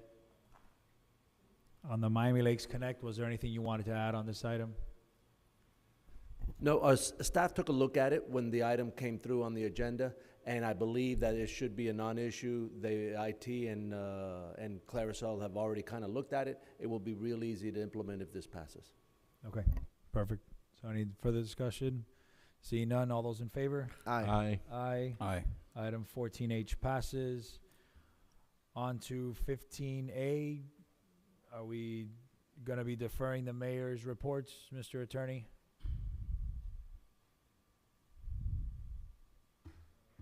No, I'll be very brief with them. Okay. If I may. Vice Mayor and Council, in the first one, it's just to let you know that the mayor and the manager facilitated meetings with different staff members. I was at some of these, and they were, in his words, good, productive, and he is working with them on different initiatives. That's on item A. Item A, okay. Okay. On item B, what the mayor asked for and simply wanted to communicate was to staff, and I've discussed this with the manager, that basically any item that staff, manager puts forward that deals with how staff interacts or works with council, that the council be communicated in those emails. And I think you wanted to make a mention about Yeah, well, before we get further into the point of order, Mr. Vice Mayor, we need to waive 7.2 of the special rules of order. Second. Okay, let's make a motion to waive 15A and 15B, section 7.2 on both, just for procedural sake. I will go ahead and waive the rules as to both items. Second. Okay, perfect, thank you. We never enforce it, yeah, you're right. Okay.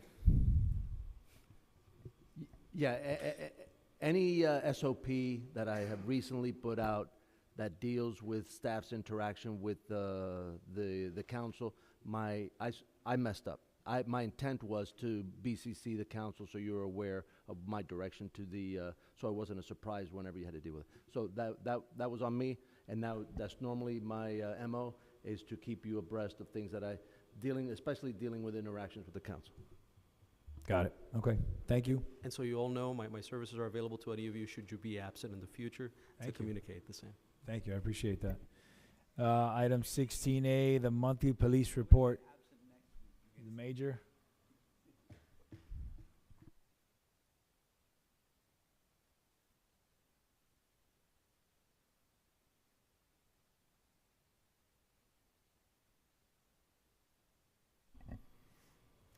Evening, Javi Ruiz, your town commander. As usual, be brief. In regards to crime, we'll continue to be down in overall targeted crimes. Over the past several weeks, we've had our investigators and officers working together on some crime enforcement details in the Main Street area and targeting shopping centers on weekends and evenings, specifically Friday evenings, just to curtail any criminal violations there. In regards to community events, our NRU bike officers wrapped up another community bike ride this month, and we also participated and coordinated with the county Special Patrol Bureau to ensure a safe and successful Bike 305 event last month. And then about a week and a half ago, we also held a coffee with a cop event coordinated by by the town staff, where we struck up dialogue with town citizens over coffee over here at the coffee shop right by the Windmill Gate Shopping Center. Other than that, I'll just open it up for any comments or questions that you guys may have. Major, I had one question. I had reached out. I had been contacted by a resident that lives in Silvercrest a while back, and I believe we discussed there's a group of individuals who was coming over frequently in hoods and like sweater hoodies and walking the area at night. She had requested if there was any way that you guys can have nightly patrols of the Silvercrest South and North communities. Yeah, I believe I have to check and see, and I think you did give me the person's information, and if not, I might. She's actually the approach you association president. Afterwards, yeah, I believe I still have that. I'm gonna If you could make reach sure out to that her. somebody reaches out to her. Please, yeah, because she texted me again last week. And we'll definitely step up patrols, and we'll have that on our target for high visibility patrol. Perfect, thank you. Are we able to do that without an agreement like what we did with Satori? Those are private roads. So in regards to Satori, just for clarification, what that is since those are private roads, my officers can't necessarily write a parking citation there, but we can definitely patrol the area and identify any criminal And that's what we're referring to in terms of Silvercrest. Thank you for clarifying. Mr. Vice Mayor? Yes, Councilwoman. Thank you so much. Thank you, Major. I wanted to bring up to your attention, I don't know if anyone has before, I've been receiving some complaints on two different things. First, there's broken beer bottles and a lot of, I guess, things thrown on the ground behind the Beverly Hills shopping center on that alleyway that's behind Beverly Hills and Holiday Bakery, Menchie's, that area. Apparently, there's individuals that kind of hang out there at night and they drink, and there's broken beer bottles that are left on the floor. Some of the staff members that close out these restaurants are concerned for their safety in the evenings. Has that been brought up to your attention by the Graham companies? No, I mean, we have heard back in the past that there has been a couple of incidents of criminal behavior back there, but not necessarily during the nights or broken beer bottles or something to that effect. That's a little bit more information than what we've received. So with that, I can have our afternoons and midnight crews just do a drive-by periodically in order to provide high visibility there. Thank you, I appreciate that. And I also received some phone calls from an individual that works at the Shell gas station where the Winn-Dixie Shopping Center is. Okay. And there's also been some activity there that is, frightening in the evenings. It's, there's, I guess they fear for their safety. I don't know if there's any way to add that to your patrol. I mean, I've been receiving more complaints than ever regarding, individuals that just look like they could possibly harm people. I know that I received like 3 different phone calls on the homeless population that is roaming the streets, and some individuals are concerned. So, there's more and more phone calls that I've been getting this year more than ever. So I don't know if any of the other council members are experiencing the same, but there is definitely an uptake in activity that I'd like you to keep an eye on. And we've made contact with some of those homeless individuals. Some of them have moved on. Some of them we've made offers of referrals to homeless shelters and things of that nature, and they've refused. They actually have places to live. We've actually gathered some intelligence on some of those individuals, run background checks, and just siphon that out to our officers so that they're aware. And in addition to or in a relation to the Shell gas station, and we'll pass that on to our supervisors so that they can include that in their patrols of hotspots. And as any of you get those types of calls, please remember to remind the individuals that if they wish to discuss an issue or a concern or something, that doesn't necessitate police responding right now, because obviously that would be 911, that would be, call 3054 police, to call the town sergeant's cell phone to kind of discuss it with the supervisor, so that a supervisor can say, well, let me get some more information, maybe I'll establish a watch order, maybe I'll send somebody out there right now, so on and so forth. Or have our detectives check a video of the locations to see if there's anything going on. So Great suggestion. Thank you. Yeah, just a reminder on that. But we'll take this information and we'll siphon it out to our personnel. Thank you. Awesome. Anything else for the Major? Councilor Carriazo, yes? Yeah, Major, first of all, thank you. You've always had the ability to extend the personal touch, so to speak, and especially probably during the time of people's most need, right? And you did that with some of the break-ins in Orchid, and I know the residents there were very, very grateful, so I appreciate that, and I appreciate the proactive work that you're doing. But I also wanted to put a PSA out there. As our task force starts convening with mental health issues, I'm aware that people are starting to talk about suicide, right, and taking their own life, and that's nothing that we should take for granted ever. And if that, I know your officers are very well trained in CIT and how to intervene, and that is an immediate call to the police. And I wanted to reiterate that fact, because we are convening a mental health task force, and I have seen some of those incidents starting to tick up in the town, and wanted to make sure that was front and center part of the discussion. So thank you for the personal touch, and thank you for the work that your officers are doing.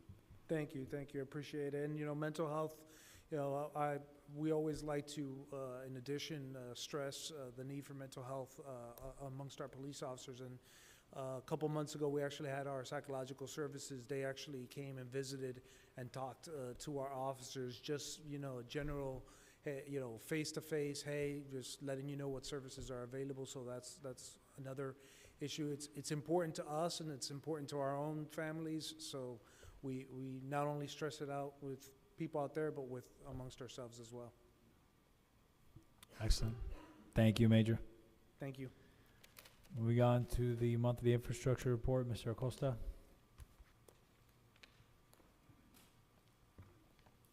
Good evening, Vice Mayor, council members. Carlos Acosta, Public Works Director with the monthly infrastructure report.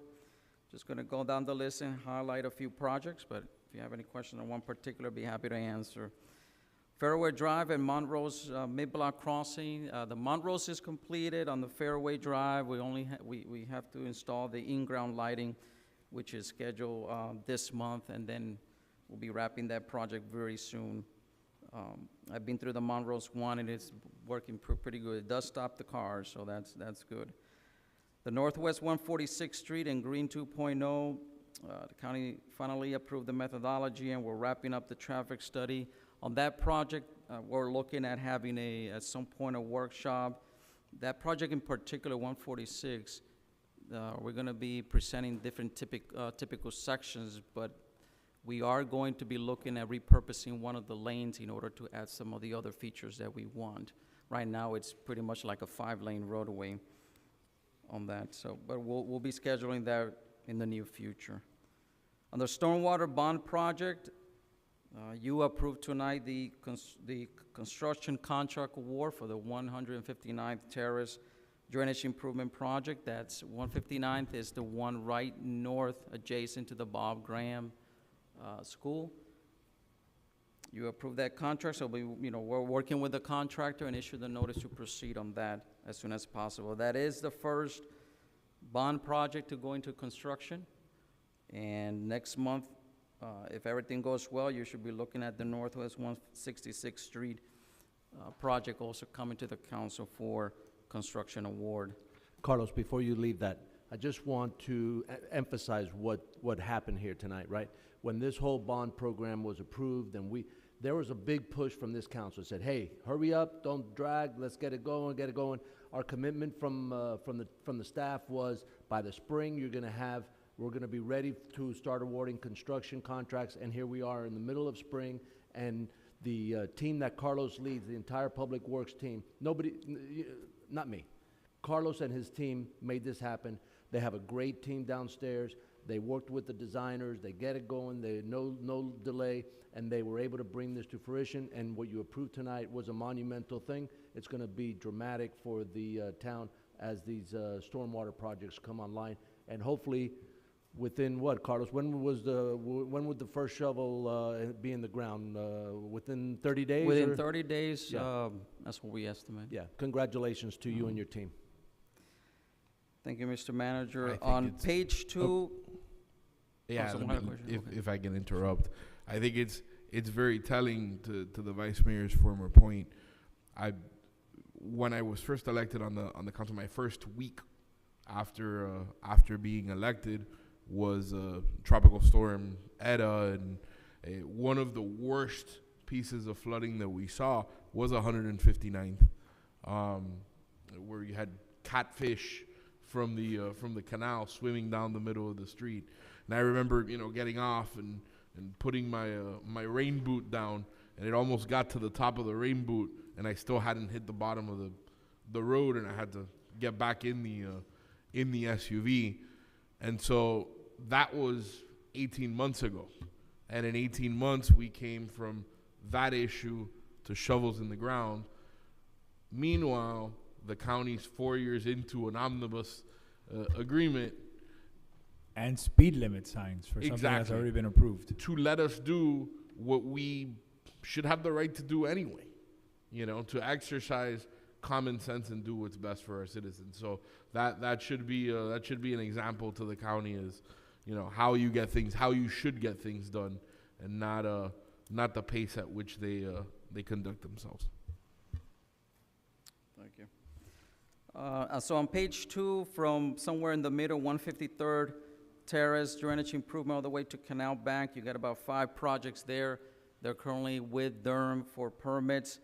Those are going for permitting because those are attached to the trunk line on 89th Avenue to the canal. But once Durham gets us the permits, then those projects will be ready to go out for bid. And, you know, sometime this year they'll be going out, hitting shovel on the ground on those projects. Moving on to the 3rd page, going down to the facilities project, we finally got FDEO, the Florida Department of Economic Opportunity, to approve the solicitation. That solicitation is out for design services of the generator, the backup generator at Roberto Alonso Community Center. It certainly, definitely won't be ready for this hurricane season, but our goal is to get it designed and constructed before the next hurricane wet season. And, you know, there's a couple of projects that are there for facilities, the AC at Town Hall and some other facility repairs. Listed some details there, some of the sidewalk and street lights repairs that we've been doing, and with the ones that were, the funding that was adopted today, will be going after tackling some of that. And then the last page is the unfunded items list. Mr. Fernandez, Councilmember Fernandez had requested back into the report. Thank you Any for that. questions? Yeah. Councilman Collazo. The AC unit, can you explain to me where the funds are coming to repair the AC unit? Those are coming from the sinking fund. Thank you very much. I had a question. The Miami-Dade Water and Sewer project that I heard went south on Miami Lakeway South. Where are we with that? What's going on? Are those residents gonna get that street opened up anytime soon? Vice Mayor, the good thing is that we had issue with the dewatering and all that. The good thing is that they have in place already the wet well, so they're backfilling that up. And that road should be opening up soon once they take all the equipment out. So that heavy work was completed. Durham is still doing testing on some of those lakes. Yeah, I was about to ask, is there any remediation gonna be required of those lakes? They will be doing testing on the lakes. They don't want to do any disinfection because they're afraid of killing fish and all the aquatic life. But they are going to, you know, pressure clean and disinfect any of the green areas that have been impacted from the neighbors. So they have promised to do that. And they'll be taking care of that? They'll be taking care of that. Okay, all right, Yes. thank you. All right, 16D, Optimus Park. Good evening, Vice Mayor, Council. Jeremy Bagdown, Director of Parks and Recreation. As mentioned earlier in the meeting, the JUA is moving forward on the school board's agenda for tomorrow's meeting, taking place tomorrow at 1. Looking for a hopeful, it sounded like very positive comments coming out of that. So that's going to lead us into the next Optimus item here. Is we're already starting to begin and actually trying to close out agreements with our bond advisors, legal, with finances, and we're already starting to move towards drafting that first round of ballot language, trying to have that within the next month or so, just to have it all ready in time. So that JUA is kind of kicking us off, and it's starting all the discussion, starting the movement towards the ballot initiative. At the Optimus Park, currently we have no active light issues. Right now, the lights are all operational. We have some spot individual lights out, but no towers that are completely out. The Pinto Dugouts shop work is closing out this week, which means fabrication on site commences. I know. But we're still talking with the vendor twice a week and asking for updates, and we're looking at, like I mentioned, it should be fabrication on site at the end of this week, if not early next week, and then we're developing and finishing those dugouts.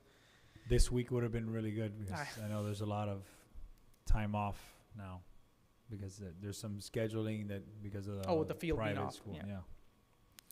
Yeah. The only other item I have for Optimus was on the 2nd of April, we had a phenomenal event, partnership with both the Brianna Vergara Foundation and with the Optimus Club to host EKG screenings. This is part of a council initiative for the Brianna Saves Lives Act as far as getting our youth participants EKG screened. It's a strong recommendation from our end, but it was a lot of buy-in from both the BV Foundation and the Optimus Club to host it in partnership with their operations. So we got 121 kids screened during that event.